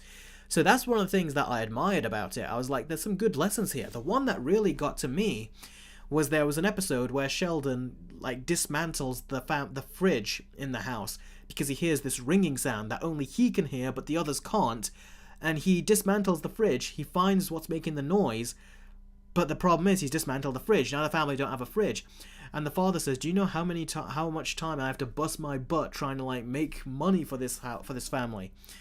And then he says to Sheldon, I am very disappointed with you. There's that thing where when you're young and your parents kind of they don't punish you, they don't ground you, they don't do any of that, but they just come close and talk to you in an upset but stern and angry voice that they are very disappointed. And that is almost worse than any kind of punishment they can give, that guilt that's there. And that happens to Sheldon, and he actually cries when he's young. We don't normally see that from Sheldon as a character, but he actually broke out crying. And then he says, okay, father, what I'm going to do is I'm going to make the $200 back and pay you back every cent, because that's what the father said. He goes, you are going to I don't know how you're going to do it, but you're going to find a way to pay me back every cent. And that is ultimately what Sheldon does. In order to do it, what he does is he tries to be a paper boy, delivering newspapers, folding up newspapers and delivering it to people every single day. And he does that, and it comes to a point where it really weighs on him. It's like having a full-time job, because he has to wake up early in the morning at 4 in the morning to do that. And then he has to go to school, then he has to come back and he has to do his homework, he has to do any chores that he has, then he has to go to bed, then he has to wake up early in the morning again to do it. And there's this moment where he just, in the 15 minutes into the episode, he kind of just lashes out and he kind of gets angry at the family dinner. And he says to them, can't we just have some peace and quiet in here? He talks like an adult. He says, can't we just have I come home after a long day and I just hear all this yelling and shouting. And he just storms off into his room. And then the father was like, I'll talk. The mother says, I'm going to go talk to him. Then the father goes, no, I'll talk to him. Then she goes, and she can tell that the wife can tell that the father is annoyed. And she goes, go easy on him. Then he goes, I will deal with it. And he goes. And he basically says to him, I don't know what your problem is, but you're going to go back in there and apologize to everyone. And then he goes, I know you're tired, but that doesn't mean that you have to take it out on everyone. Then Sheldon goes, this is a little young Sheldon here. He goes, tired? I'm not tired. I'm exhausted. I'm this, I'm this, I'm this, I'm this, I'm this. And he just names off everything that he's feeling. And he says, and I wake up early in the morning to go work for a job that I don't even like and that doesn't even give me much money. I'm exhausted all the time, and I'm always having to go and work all the time, and we barely get any money for it, and I'm not even, it's not even a job I like. And then the father, and then after all that, he says, fine, now punish me. And then the father sits there for a moment, and he thinks, he's like, I'm not going to punish you. And then Sheldon's like, why? I deserve it. And then he sits down, he goes, yeah, well, I'm not going to. And then he goes, let me tell you something. Now, this is what I like. This is the family stuff that you do not get in shows nowadays. But what Young Sheldon did, and this is what actually made me think, wow, this is actually kind of a special show, is what the father said to Sheldon next. He says, the father is a football coach. And he says, what I had to do was I had to do this, this, this, and this. And he explains the things that he had to do. I got hit in the arm. I also had to speak to the angry parents of another kid who basically beat another kid, on the football field. And he goes, I had to do that. I got yelled at by the principal, and I did this, this, this, and all of that. And then Sheldon says, that actually sounds really hard. And then the father says, it was. And this is all before 10 a.m. And then he goes, so the father says, so I know what you're going through. But you'll notice I didn't come back home and take it all out on you. And Sheldon is there like, no, sir. And then he says, so basically the father is teaching him a lesson about what it means to be an adult, basically to have a job, to do a job that you don't like, and to pay for, basically a job that you have to do just so you can pay for the family. And then he basically tells Sheldon that, and Sheldon realizes exactly what it is, the lesson that his father is trying to teach him. And just in that moment, he learns the value of a job. A little kid learns the value of a job, something that, an adult has to do. And it was such a nice family bonding moment between a father and son that you just don't see in shows nowadays. That's the kind of responsibility I feel like we just don't see in movies or shows as much anymore. There was a time where we would get that all the time. Kids shows, movies, sitcoms like this. I mean, Jesus, Fresh Prince of Bel-Air, for crying out loud. How many times did Uncle Phil teach Will Smith life lessons and his children lessons? There were a lot of lessons that were given in those, and that's one of the things that makes these shows timeless. It's why you can really watch them. It's why I always watch the older comedies or the older sitcoms, because there were lessons and genuine moments like this in those. But a lot of shows nowadays, they just don't have that. If anything, they keep focusing on gender identity and LGBTQ and gay relationships and this and that. Those have their place, but they've taken over. They've become like the forefront of the discussion, it feels like. Whereas my perspective is that, yes, some people are going to experience those things, but everyone is going to experience what it's like, what Sheldon did, which is like, having a job, trying to support a family, boys going through their issues and girls going through their issues. Yeah, Parker, yes, and also funny as well. But it feels like nowadays, in the more modern era, they keep focusing on things that a much smaller demographic of people are going through, as opposed to like the bigger picture, like the mass audiences are going through. So basically, yeah, there's a lot of family, like there's a lot of good lessons I felt in Young Sheldon. Certainly in the earlier seasons. As the seasons went on, I feel like they kind of dropped it a bit. But in the early seasons, that's what it had. And boy, did it really... It hit a chord with me. I was like, wow, that was actually very good. It made me feel warm inside. That's why I really enjoyed Young Sheldon. And in many ways, I think Young Sheldon is better at its core than The Big Bang Theory. Because The Big Bang Theory, the characters don't really have much in the way of character arcs. But in Young Sheldon, they do have character arcs. So, Young Sheldon, to me, I think is a very good show. As for the season finale, this season finale was hard to watch. The reason why is because in The Big Bang Theory, Sheldon, we know that his father is dead. He's got a mother, he's got a sister, he's got a brother, and he's got a grandmother. But he's hasn't got a father. And in this show, you can see the fella where he's in Young Sheldon, where you can see Sheldon's the one in the middle. He's got his head under his father's chin. You actually have the father. And the father is the only one that is, like I said, is dead in the future. So this show basically is just one big build-up to Sheldon's father dying. It gives you a lot of other stuff too, but it also builds up to that. And I gotta tell you, when they bring that in, they spring it on you in a way that I did not see it coming. I was like, okay, it's gonna happen at this point. I thought I had figured it out, but it happened sooner. And man, the way they just spring it on the characters and what the characters have to go through, how the characters break down, it was really sad to see. It actually got tears out of me. I was like, these actors are doing a phenomenal job. And because you've watched all these characters for 7 seasons now, including the father, when the father dies, it was really, really emotional and really sad. So I will actually say that it's like one of the only times, I don't think Friends did not make me cry. I can't think of any scene. Did it? Was there any scene that made us cry? I don't think there was. No, I don't. The more I think about it, there was no scene that made us cry in Friends. In Fresh Prince of Bel-Air, there was that one scene that everyone cried at, or had to hold tears back at. It's that scene legendary scene where Will Smith was acting with James Avery, who played Uncle Phil, and when he cried about his father, saying, "Well, how come he doesn't want me?" That was a scene that made everyone cry back in the time, I remember. Big Bang Theory didn't make me cry. Let me think. There was Blackadder, Didn't make me cry. What was it? There's a lot of sitcoms that just don't make you cry, but I think Young Sheldon is one of those that actually did. I remember asking my sister what she thought, and she goes, "It's really sad." She said, like I didn't ask her if she cried or anything. Probably she did. I don't know, but yeah, it's certainly when you're on your own, you can let the tears out a bit more easily.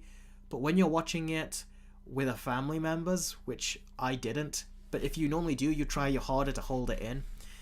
But yeah, I thought it was very well done, what the characters had to go through and everything. It was very well done. The only problem is that it kind of, when it ended, I was like, I don't know, I kind of wish I got a bit more closure from the ending before the show actually ended. Now, they're going to do another spin-off down the line, but this one ended in a way where I was like, yep, that was very good. That was good enough, to the point that I was happy. Yep, Jess is talking about Paige. They could have brought her in, but I think I read something where the showrunner said that the actress that plays her is a movie star and it's hard to get her. Jess says Logan made you cry. Yeah, Logan did, but that's a movie. I'm talking about sitcoms. Big Bash says, Eric, do parents dying make you emotional when watching something? Yes, it does, because that's a fear I have. It's that, it's going to happen eventually. And who knows, we don't know how life can go. It could be me that goes before my parents, but that thought is always on my head. And yeah, when you watch it and you kind of see other characters go through it, it is very sad. Kind of brings out like this real life thought in your head or fear in your head. One Diamond Shine says, I loved Young Sheldon, but the series finale kind of disappointed me. Georgie was my favourite character, but he hardly showed emotion for his father's death. That's because he was having to keep it together, and he was trying to keep the family together. There's usually a thing where they say, guys, they're supposed to like keep it together. The girls will cry, the younger ones will cry, the kids will cry, but the man of the house is the one that's supposed to try to keep it in, and he can cry his tears later. So I always saw it as Georgie was holding it in, and he was going to cry at some other point, is how I saw it. And there is going to be a spin-off show where Georgie and his wife, what was her name? I can't remember. Was it I remember her name before, but I can't remember it now. But apparently Georgie and his wife, they're going to be leading a spin-off show next. And I do hope that the grandmother is going to be there, the mother's going to be there, and the sister is going to be there, because the brother did mention to Sheldon in The Big Bang Theory, he did say to him, when you left to go to Caltech, I had to basically step up and look after our mother. Our mom was a complete wreck. Missy was a dumb teenager who's doing stuff. Like, he had to keep the family together. I hope that's what we see in the show with Georgie, him trying to keep the family together. That's what I hope we see.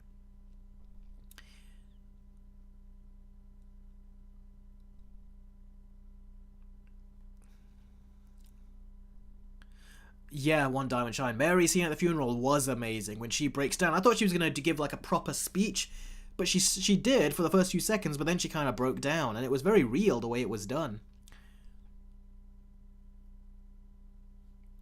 The G Gamer says, what was a season that you loved, but the last season ruined it or became terrible? That's a good question. Last season that screwed it up. For me, it would be shows like Arrow, but Arrow kind of screwed it up before the last season.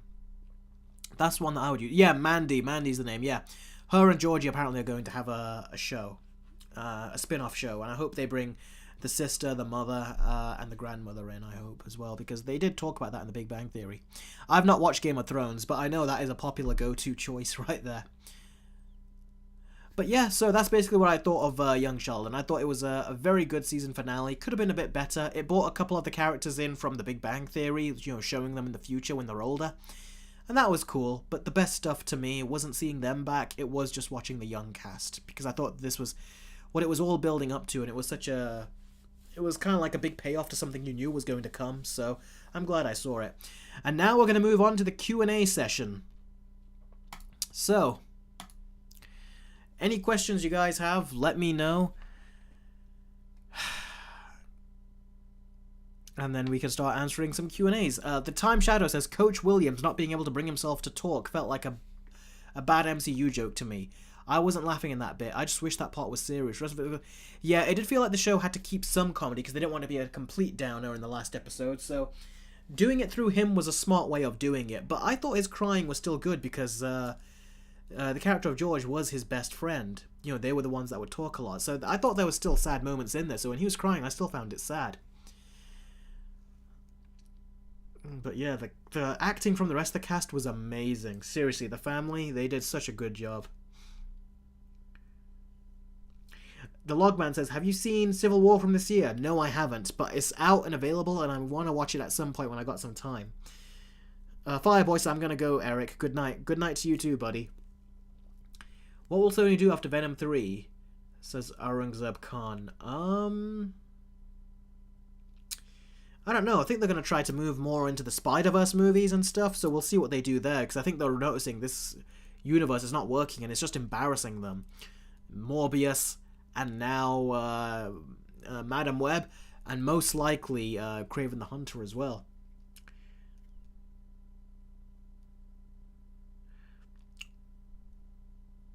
One Diamond Shine says, what do you think about the way Sheldon reacted to his father's death? I thought it was very good, how in his mind he was going through alternate... It's very much a thing that he would do, where he's going through alternate, like multiple multiverses in his head as to what the last words he could have said to his father. And because he's got an eidetic memory, he remembers exactly what it's like, what was the last thing his father said when he left. So yeah, I thought it was very good the way they did it, because Sheldon is known as being more closed off, so they're trying to tie in how closed off he is here to how he is at the beginning of the show, of The Big Bang Theory. So that's why they tried to do it. And in his own way, he did emote, which was cool.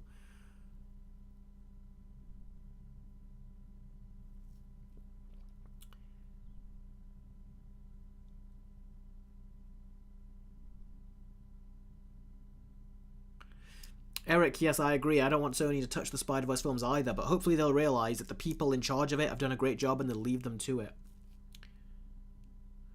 Big Bash says, Eric, what do you think about Ross's ex-wife Carol from Friends?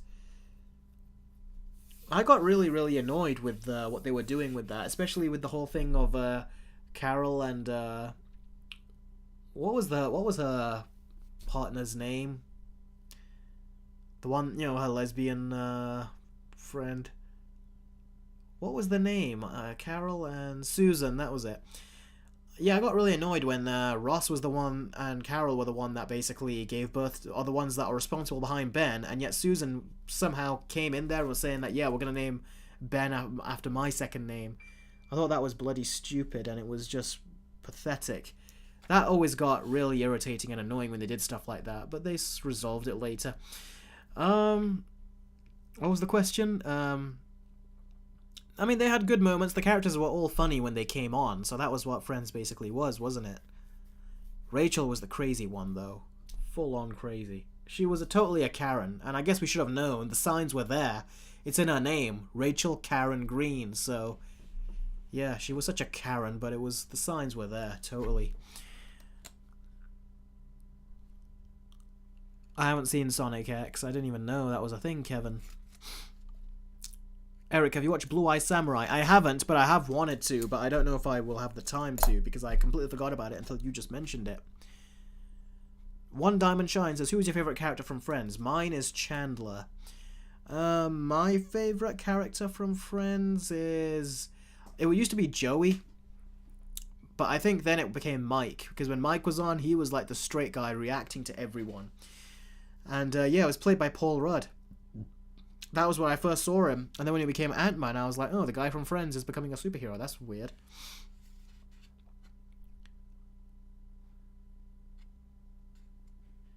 McDonald's teased Red Hulk for Brave New World.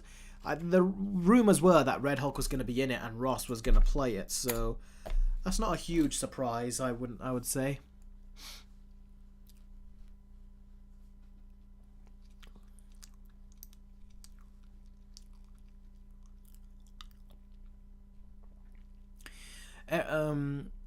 Yes, I have watched Godzilla x Kong, Majawa. I've seen that. Jess says, Eric, you thought Chris Pratt played Star-Lord in Jurassic World, but you were wrong because it's rip-off MCU jokes in the trailer. Yeah, I was wrong. I thought there was some dumb MCU jokes in that first trailer, but it was fine when you actually watch it in the movie.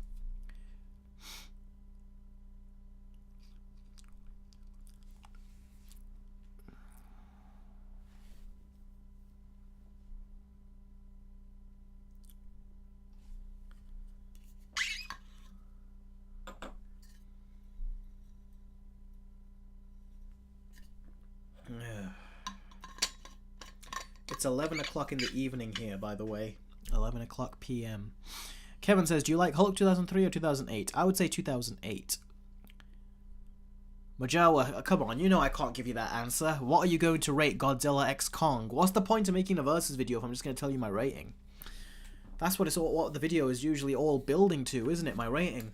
You will get the Avatar The Last Airbender versus video, though.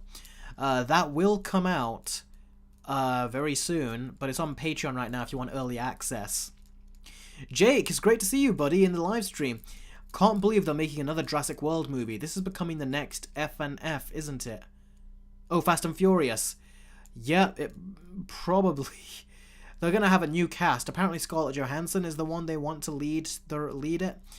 And apparently, they also want. I think Glenn Powell. I think I heard was a rumor that they wanted him in it as well.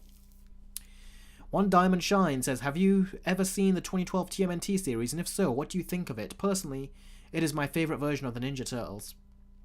I have seen it, but not the whole thing. I saw all the way." Pretty much the first 2 seasons. I didn't see the last few episodes of season 2, but most of it. I mainly watched it just to give my brother a version of Turtles to watch as he grew up, but the one that I love the most is the 2003 version. You guys all know that. Oh, Elite, your Avatar video was fun to watch, so you were one of my patrons, my early access patrons who watched it. I'm glad you enjoyed it. Yeah, I really enjoyed it too. It's a lot of work went into that video, and I'm glad you enjoyed it. Rohan, I thought their relationship in Smallville was great, especially how it started off where it was more playful and, you know, they were like picking on each other, and then when it became more romantically involved, although when they started adding other stuff to it, it got a bit silly, I thought. Jake says, remember when the Jurassic Park movies actually had some smart stuff to say? Well, the first one did. The second one was just dumb. It was just a bunch of tree huggers. Seriously, it was just a bunch of tree huggers, and that's it. And, like, you know, constantly trying to protect the animals and the dinosaurs that were killing them. It's ridiculous. But yeah, going back to the Smallville relationship with Lois and Clark, I did not like the drama-y stuff that happened with them. It was a bit silly, I thought. Big Bash, that is such a horror story that I don't even want to have. What would you do if you were in Ross's place and found out your wife was a lesbian? Well, divorce is what I would do. That just sounds like such a scary prospect. Imagine if that happens to you and you're so, like Ross was, so into that relationship and then found out it was over. That feels like it's such a relationship thing that could only be done in comedy, although I'm sure there are real-life stories out there as well. That sounds like a horror story to have that happen, that be the thing that broke up your marriage.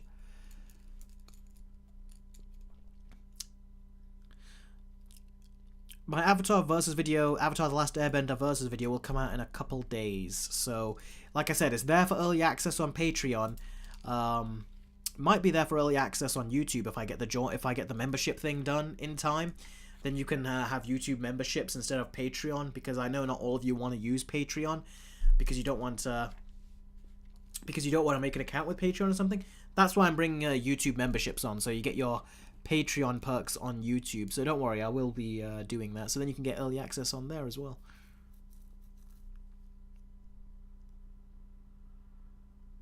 One Diamond Shine says, I recommend that you watch the whole of TMNT 2012. It keeps getting better as it goes along, and eventually it does something that no other TMNT version to this day has done. I've already watched a video where someone broke down the show, and I think I know what it is. It's to do with Splinter, isn't it?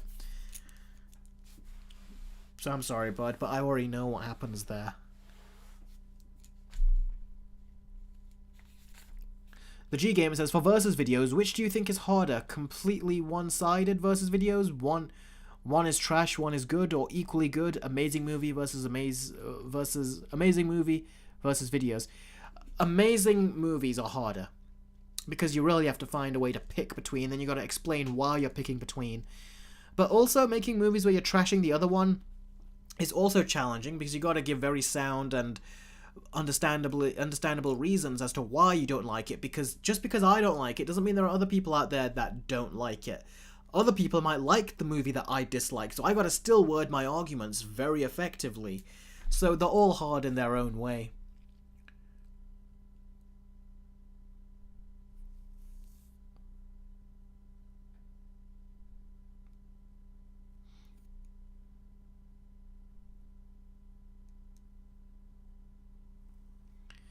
Jake says TMNT should cross over with Sonic. Yeah, that would be... Never something I thought of, but I guess it could be interesting. If they could cross over with Batman, I'm sure they can cross over with Sonic. Jake also said, "Oh, nice." What do you mean, "Oh, nice"? Is it something I said, or to what or is it in response to what someone else said? Mohan, I've not seen X-Men 97.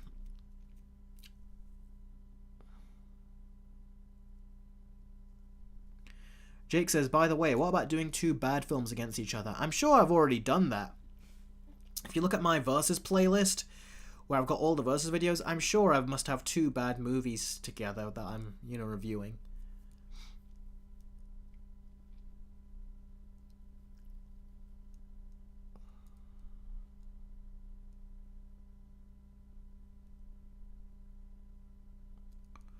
Lee says, "Would you give any movie you've seen a 0 out of 10? No. I only give scores out of 10. I don't give zeros out of 10s.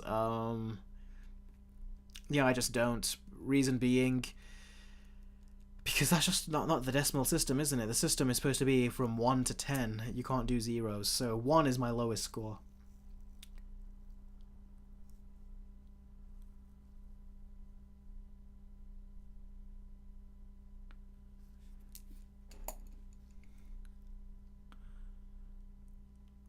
Jake says both are animal-themed action comedies, so it figures. Yeah, I guess it does.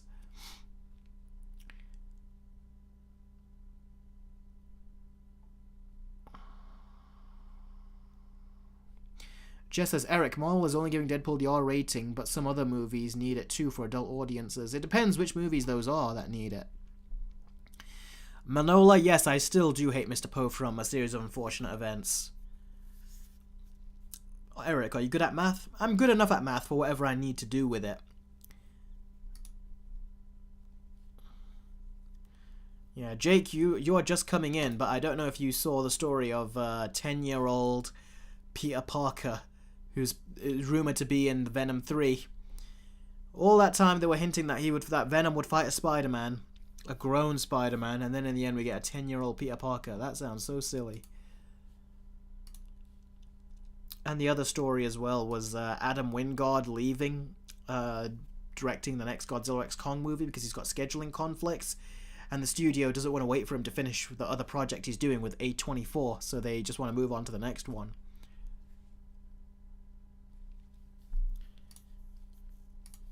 And also the same person, also Jake, the same person that wrote the Assassin's Creed movie and the Hunger Games, the Tale of Songbirds and Snakes, apparently is writing the next X-Men movie for the MCU when the MCU do their own X-Men. So, yep, clearly they got a writer who they can control. He's not going to fight the 10-year-old. I think he's going to try to come after the 10-year-old. We'll have to see. And then I talked about the Young Sheldon finale that just came out a few days ago, and it was really good and really emotional. And then we came here to the Q&A.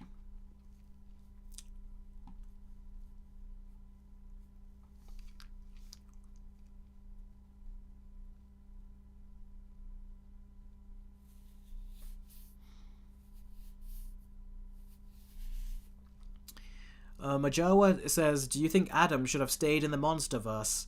No, I think it makes sense why he would want to move off and do a different kind of movie. Every director usually they want to move off and do a smaller movie or a more intimate movie, a more personal movie, one that goes back to their roots. So it makes sense why he would want to leave for that. It's just the studio doesn't want to wait for him. Miles Adair says, where has it gone, that comment? Yeah, no problem, Jake. No problem at all. Miles Adair says, "Would you watch a movie at 0.25% speed? Finding hidden details?" No, I wouldn't, because I don't have that much time on my hands. I'd rather do other things, or I'd rather just watch it at full speed and say, "Hey, what was that?" Then go back and look at it frame for frame.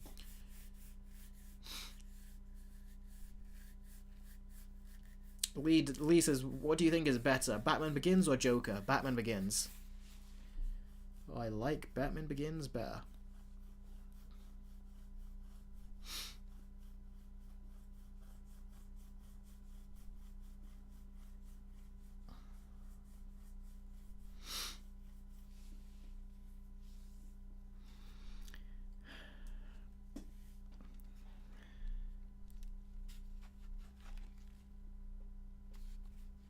By the way, the Time Shadow, are you aware that I actually did do the commission videos on Patreon? I only did it because you were the one that was asking for, like, how I considered doing commission videos. And I've done it, and I've gotten, like, two or three requests from people that are not yourself. You're the one that asked for it. And other people have decided to jump in on it. Which is funny. So yeah, I'm going to be... I'm still working on the Puss in Boots versus video. And then I'm going to do another video for that person. And then I'm also going to do one for Adam Grunther, because Adam Grunther also said that he wants to join in on a commission-based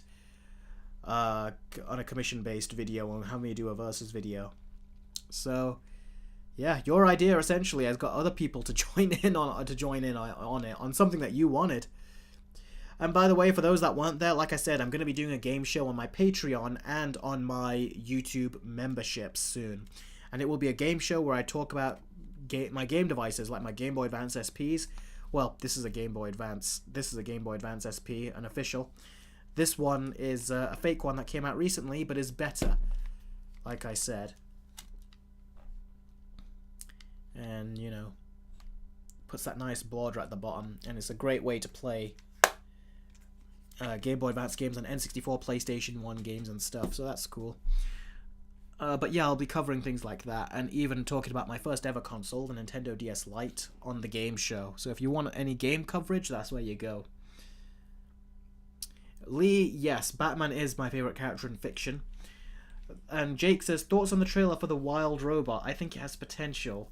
I've not seen it. I've not even heard of it. I did watch Boy Kills World recently, though, just a couple days ago. Great movie. Really enjoyed it. It was so good. So I'm glad, Jake, that you kind of pointed me in the direction of that movie.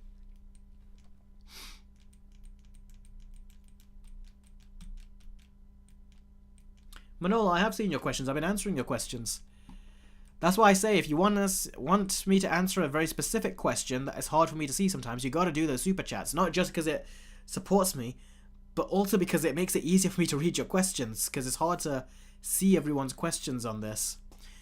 Yes, I do like Crash Bandicoot, Kevin. I do. I played the third one. The third one I played many times growing up. I really enjoyed that one.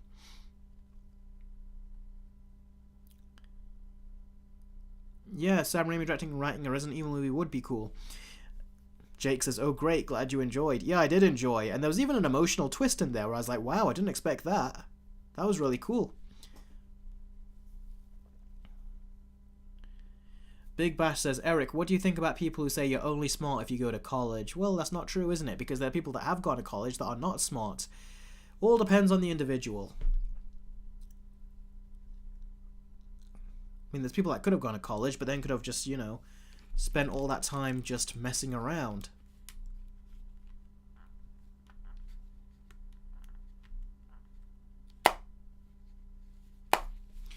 Have you played the Pikmin Nintendo games, says the G Gamer? No, I haven't. But I've heard of them. I'm out of water. I really need more. Matthew says, hey, Eric, which is better, Underworld or Resident Evil? I'd say Resident Evil. I like the third movie. The third movie I enjoyed a lot.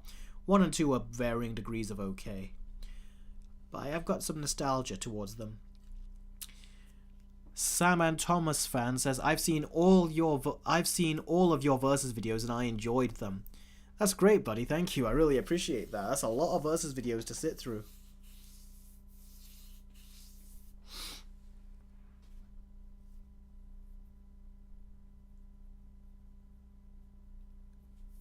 Captain Eric, what's your rating of the Sonic 2 movie? I think I gave it an 8 out of 10. A 7 or an 8 out of 10. I can't remember. One of those two. Hey Eric, what do you think of the Daredevil suits and the leaks for Born Again? I can't remember them properly, but I wasn't that impressed.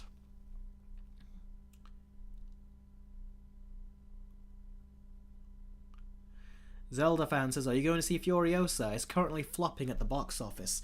Yeah, I've heard something about that. Not doing great at the box office. It kind of doesn't surprise me, because I was thinking to myself, would I want to go to the cinema to actually watch that? And I thought, not really, because it looks too similar to the last one.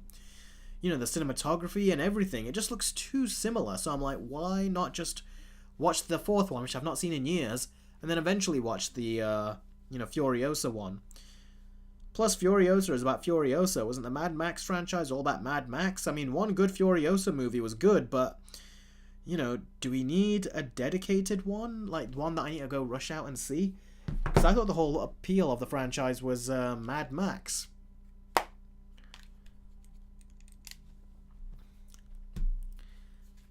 Like, I liked her character Furiosa in the fourth one, but not so much where I'm like, yeah, give me another movie of her. So I find that weird.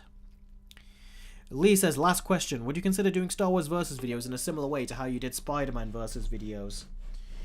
That would be interesting, wouldn't it? It'd also be a heck of a lot of work. That is a good idea, though. I'll consider it. Right now, I've got a lot of other videos to do, so I'll consider it. Big Bash says, Eric, did you consider going into college, and what would you have majored in? Well, I was homeschooled, so college was discussed, but very briefly, and I just went straight to going into doing work is what I did.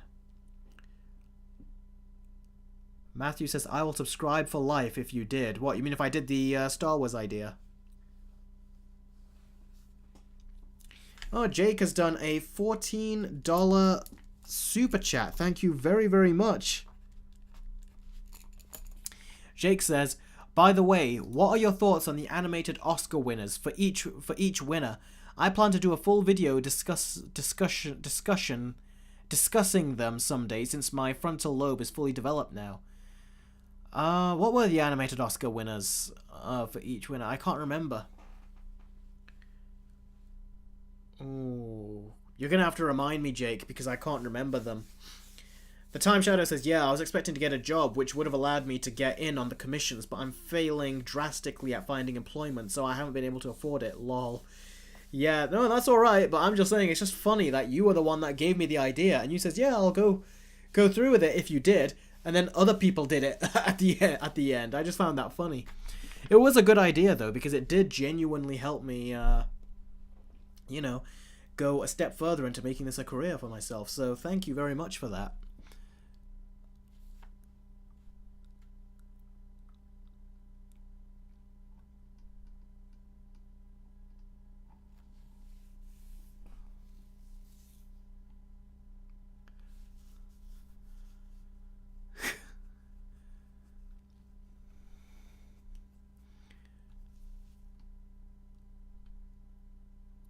No, Jake, Chicken Run could not have been...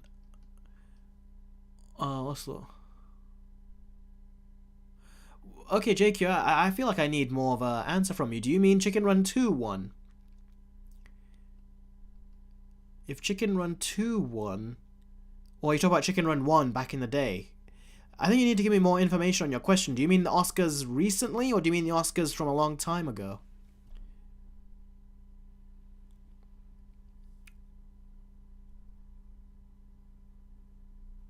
Oh, you were homeschooled too, Matthew. Oh, cool.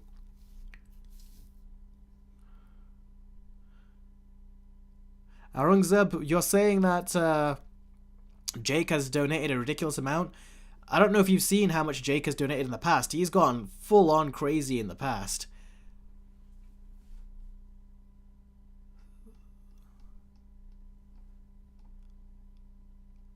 Oh, Kidding Cell, you just joined in. The stream's been going for an hour and 46 minutes.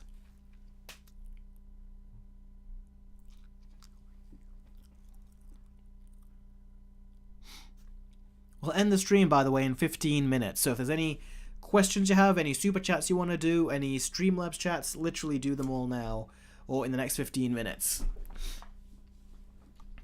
Okay, here you go, Jake says, Chicken Run, Shrek, Spirited Away, Finding Nemo, The Incredibles, Wallace and Gromit, The Were-Rabbit. Oh, I love that movie. Happy Feet, Ratatouille, WALL-E, Up, Toy Story 3, Rango, Brave, Frozen. Okay, so what about them? You're asking, what are my thoughts on the animated Oscar winners for each winner? Okay. Okay, Chicken Run, yep, that deserves a win. Shrek, that deserves a win. Spirited Away, I can't remember that properly. Is that the movie with the toilet, or was that the movie with the little characters? I can't remember. It was such a long time ago. I can't remember that one, bud. Sorry. Finding Nemo, I was never really a fan of Finding Nemo. Underworld versus Resident Evil, Matthew. Okay, at some point I will do it. Not anytime soon, but okay, I'll do it because I do like the idea for a comparison. Okay, Finding Nemo. I would say no because I was not a big fan of it personally. The Incredibles, yes, definitely. Wallace and Gromit Were-Rabbit, yes. Happy Feet, never seen it. Ratatouille. I feel like Ratatouille is a movie that I appreciate the more and more every time I see it. But I don't love it as much as everyone else does. But it's a movie that I do have more and more respect for every time I see it. And I see it every few years. Or every several years. It's been many years since I've seen it. So I think if I watch it again, I might appreciate it more. But I'll say yes. WALL-E, I liked it. I really liked it. But I didn't love it. But yeah, sure, why not? Up wins just for that opening sequence. So I'd say yes. The rest of the movie was good, but not as amazing as that opening sequence. Toy Story 3, yes, definitely. Rango, I really enjoyed Rango, so yeah. Brave, no, not really. Frozen, yes, I can see where that would win. Although I did enjoy Brave, by the way, but it's not on that level that it deserves a win, personally.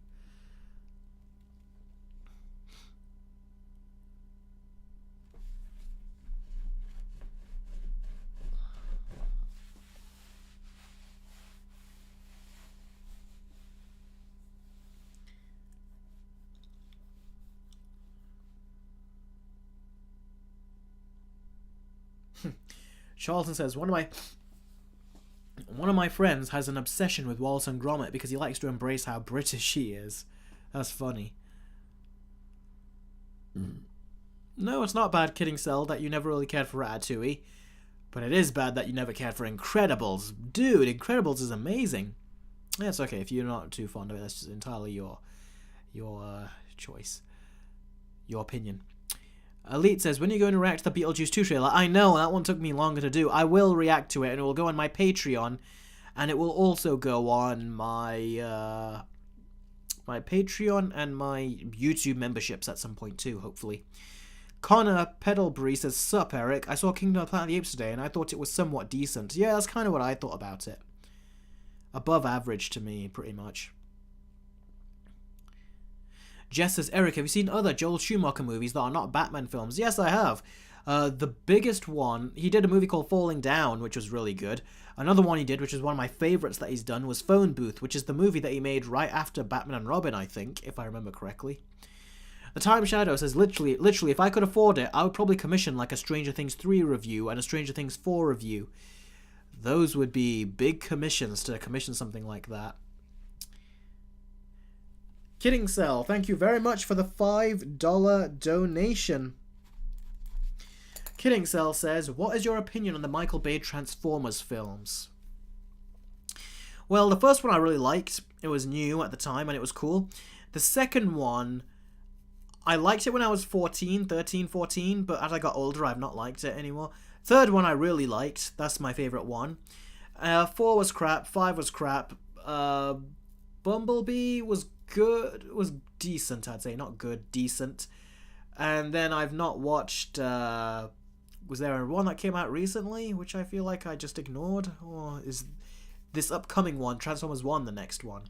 I can't remember. But yeah. Oh yeah, there was another Transformers movie, Rise of the Beast. That was on my worst movies list, I think. So yeah, I didn't like that at all. But yeah, those are my thoughts. Big Bash says, Eric, what will the benefits of the YouTube membership you're planning to do? Well, I'm not going to tell you all of them, because some are going to be a surprise for when they come, but one of it is going to be trailer reactions that you get. It's also going to be... I'll tell you this, actually. I'm going to do watch-alongs, where you get to have your copy of whatever movie or show that I'm going to be watching, and I'll watch it live with you. I do a schedule thing, just for members only, and we'll get to watch an episode a week or a month, however I schedule it. I've not thought that far ahead yet. I'm still planning those. And then we'll get to do that. So that's what I'm planning on doing. And yeah, you get to watch along, and that'll be the first one. There'll also be early access to Versus videos there. Then there'll also be access to my game show, like I said, Game Boy Advance SP over here, and then this is the emulator one, which I'm going to be covering. Brand new device that just got announced. I'll be covering those. I'll also be covering my first ever console that I got, which was the DS Lite for me. And I'm going to talk about that. and I'll also talk about the 3DS. Basically everything that goes to gaming, and I'll show you what I'll talk about my first console and my childhood memories of how I got it, my second ever console, which was the PSP and things. Then I'll talk about my third console, my fourth console, then my first big console that I connected to the TV or my computer monitor, which was my PlayStation 4. And then I'll lead up all the way to my Steam Deck and my current consoles. So I'm going to be doing that as part of the game show. It's going to be a fun show if you want to know about my gaming history. And I'll tie it into 3-minute reviews as well and say this is how 3-minute reviews came along and everything. So that will be part of it. I've also got a call-in show, a Skype call-in show, which I'm going to be announcing as well. And that will be the top perk on YouTube memberships. And yeah, that'll be a lot of fun. I'll be able to actually speak to some of you who go for that perk face-to-face in a group Skype call. So that'll also be one of the perks coming. So yeah. Thanks, Big Bash. That is hopefully trying to make sure that they're all perks people will be interested in. Oh, thanks, Matthew. He says, you are now my favourite YouTuber. I appreciate that. Rohan says, please see my comment. Oh, damn it, where'd it go? What did you think of John Glover as Lionel Luthor as well? It was amazing. Lionel Luthor is a character that I feel like that show made him iconic, and so did the actor John Glover. The show would not have been the same without him, and he was also a great foil, and then eventually became a friend.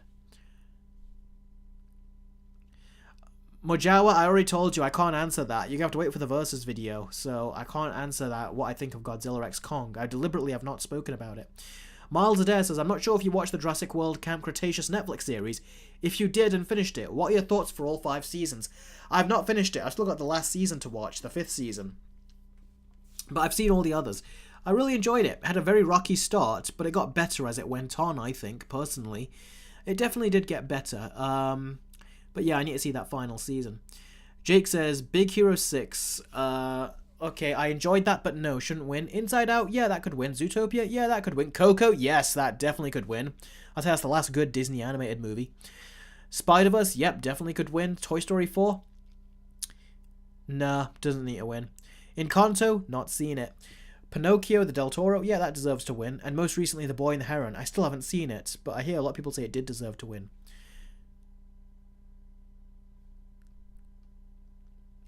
Kevin says, Eric, you're also my favourite YouTuber. Can I have your autograph? Lol. The Time Shadow says, I'm just really passionate about Stranger Things. It's my second favourite show. Matthew says, hey Eric, what is your favourite movie? The Dark Knight. My favourite movie of all time. Always has been since 2008.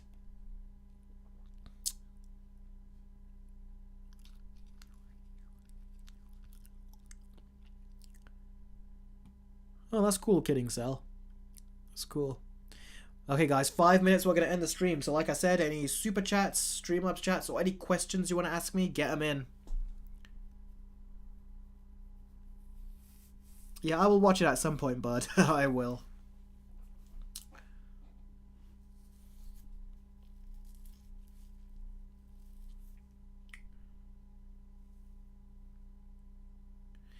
Connor says, speaking of horror shows, I'm finally going to start Ash vs. Evil Dead tomorrow. Heard nothing but great news about it. Yeah, the first season was good, second season was good. I think the third season was spinning its wheels, and it felt like it was doing the exact same thing, so I lost interest. Eric, what do you think about The Hunger Games, says Manola. I did not like the first movie very much. I thought it was nothing special. The second movie I really liked, and that's what made me read the book for the third movie, which they ended up splitting into 2 parts for no reason.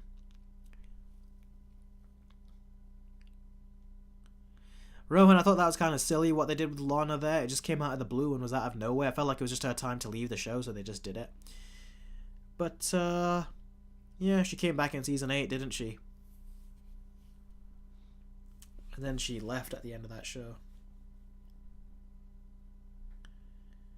Elite says, what was your favourite multiplayer game to play now? I don't really know. The fun multiplayer games I had were the games that I would play in the DS with my brothers and sisters. You know, those multiplayer games.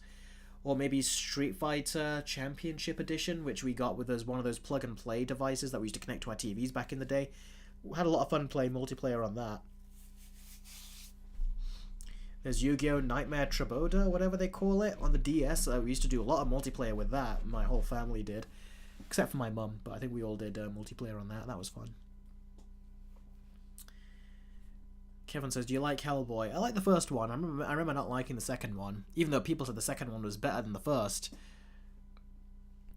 Captain Eric, what would you do if you had 1 million subscribers? Keep making content for the 1 million subscribers. Mohan says, which is the worst MCU joke that you cringed at? I don't know, there's way too many to think about.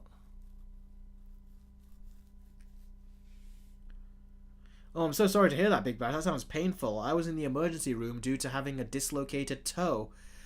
That's what you meant when you says that you were in the emergency room. I hope we were giving you you were entertained by this live stream during that time. I'm so sorry to hear that.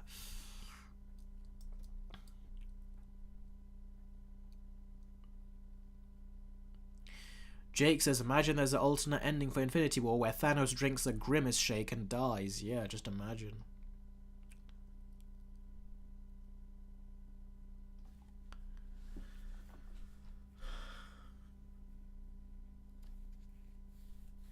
Yeah, Mohan, there's just way too many to think of. I can't really think of any right now. But I will say vegetarian or beef. That was so stupid, that joke. There's gotta be worse ones, but that one was just such a forced joke. That was so silly. But they forced it in there because they just wanted to force humor in there.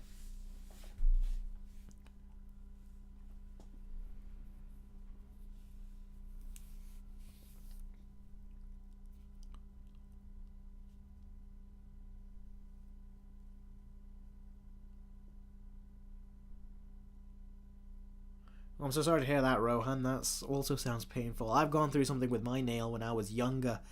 Got lifted by, I think, my sister that walked past with her boots. And yeah, I had to go to the walk-in center. They had to remove the nail. And man, was it painful.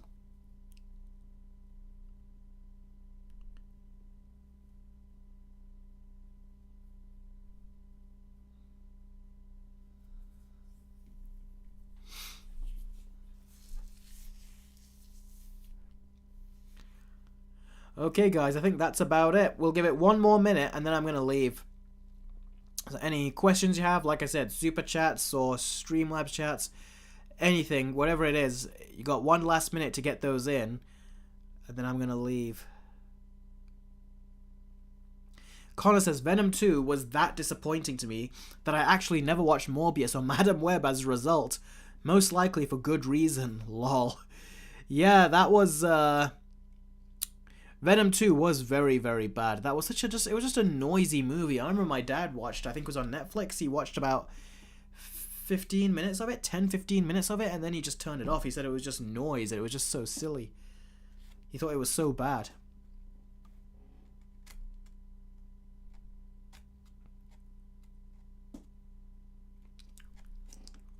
No, Trevor Bistro, I've never seen that.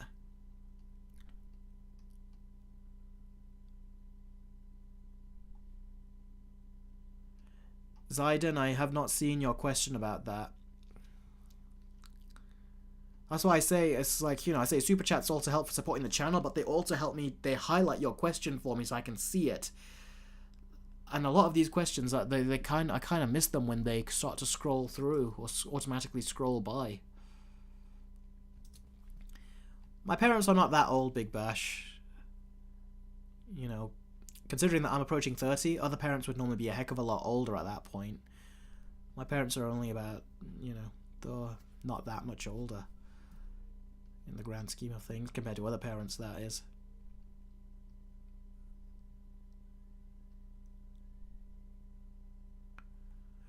Connor says, I liked the first Venom, but Let There Be Carnage was too underwhelming to say the least. Tom Hardy was still the best part of it, though.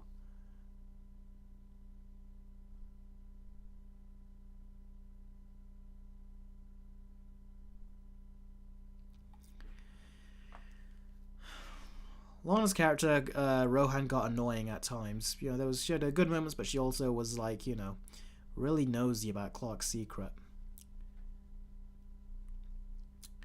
Jake, what's a movie you like but everyone else hates? We all have a few.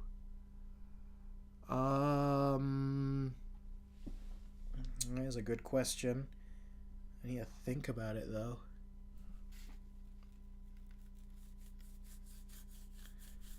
remember I liked Shazam 2 and The Flash. Didn't love them, but I liked them. And, you know, a lot of people were not liking those, but there were people that did like them as well, so not like I'm completely alone on that one. I remember liking the first Ghost Rider. It was a guilty pleasure to me. I know it's not a good movie, but it was a guilty pleasure. So there's that as well.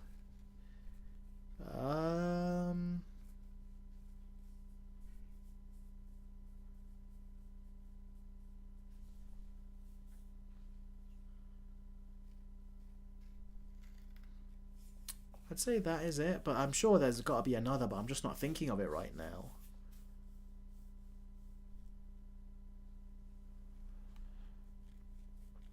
Yeah, Elite says Venom could have been Sony's Alien, but missed opportunity. Yeah, it could have been a really good movie, you know, but it wasn't. Gregory says, please answer my question. Have to go soon. What are your thoughts on Disney's movies Tangled, Emperor's New Groove, and Atlantis: The Lost Empire? Also, did you watch Dune 2 now that it's on HBO Max? No, I've not seen Dune 2 yet.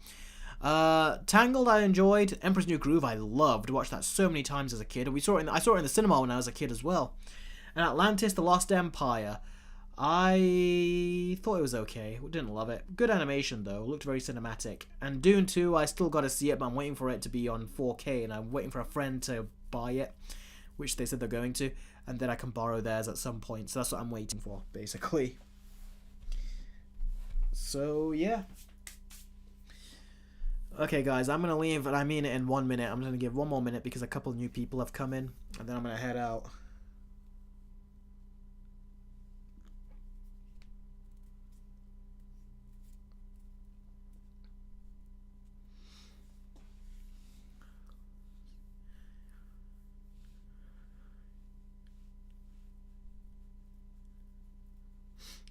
I did watch a movie called Sting recently. I thought that was actually pretty good. It was a creature feature about a spider. You should check it out. It's questionable character motivations, but the final act I thought was really good. I also watched Late Night with the Devil. That was fun. Really intense it was. I didn't like the ending. I didn't mind what happened in it, but the execution could have been better. But yeah, that was good. Even if the ending I thought was a bit naff, or the execution was a bit naff. Big Bash says, Eric, at the emergency room, I had to get 2 needles at my toe, and the doctors tried to pull the bone back together with their fingers. Dude, that is... I'm sorry to hear that. That sounds painful. Smoothie King says, hey, Eric, how are you doing? Sorry I missed the stream. I've been quite busy today. Have you seen the Beetlejuice 2 trailer? If so, what are your thoughts on it? Also, you hyped for Beverly Hills Cop 4? Beverly Hills Cop, I've not seen that movie yet, although my folks have been, interestingly, my family have been watching it. 1 and 2, and now they're going, I think they're going through them, so they'll probably really enjoy watching that. So yeah, Connor, there is a movie called Arachnophobia as well. I'd recommend watching that. That was a very good one. I think Steven Spielberg produced it. And the actor in there, Jeff Daniels, you know, who played Harry in Dumb and Dumber, he's in it, and he actually has arachnophobia. So when they had all those spider-like animatronics going around, he actually was genuinely scared when the bathroom that he was in was full of spiders, or fake spiders. Jake says, is it like Eight-Legged Freaks? Anyone else remember that film? I remember that film when it was new. I wanted to watch it, and we watched it on video back in the day on VHS. No, it's not like Eight-Legged Freaks. It's much more serious. There's some humor in there, but it's primarily more serious. So yeah, it's also very low budget too, but damn is it creepy as well. If you hate spiders like I do, and I watch it on the projector, it makes it creepier. I definitely recommend it.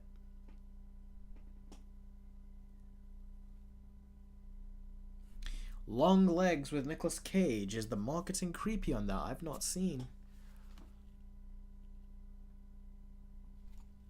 Let's see, Long Legs.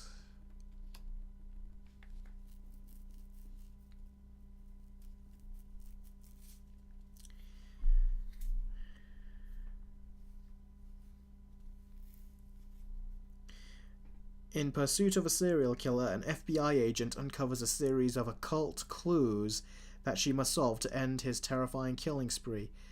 Is Nicolas Cage the person that's the killer in this movie? That would be funny.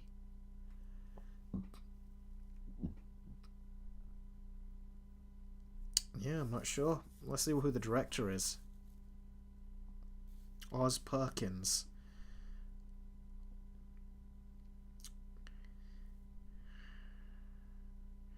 He's not really directed stuff, he's played characters.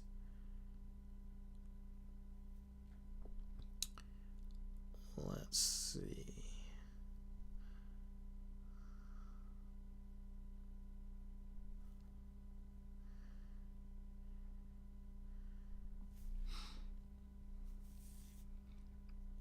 Wow, the director for this has not really been in anything. Let's see. He's been in some stuff, but not really directed much. Oh, Gretel and Hansel. The monkey. I've not seen Gretel and Hansel. But I remember thinking seriously of swapping the names out. Yeah, it looks like an interesting Nicolas Cage movie. I'll probably keep an eye on it and we'll wait and see.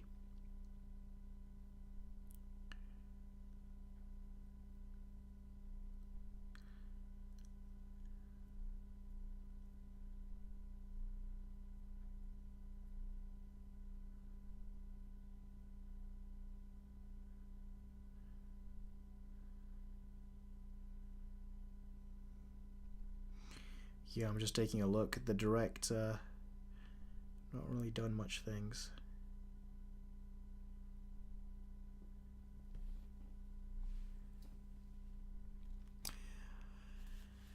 But yeah, definitely watch that if you're afraid of spiders. It's definitely creepy for sure. Anywho, guys, I'm going to head on out now. Well, about 10 minutes past when I said I was going to end the stream, so I've been on it for longer. As always, I want to thank you very much for your continued support. I really do love you guys, and I always enjoy these live streams. Definitely, like I said, stay tuned because I've got my my YouTube memberships coming up, and there's a lot of great perks there. And like I said, all of the proceeds go to helping support the channel, so I can do this more regularly on full time. And yeah, stay tuned for the Avatar: The Last Airbender versus video, which I put so much work into. So I really hope you guys enjoy that. And yeah, as always, I've had a fantastic time with you guys, and I hope to catch all of you next time. Thanks very much, everyone, for your continued support and your donations and everything. I really appreciate it. And I will catch all of you very soon. Take care.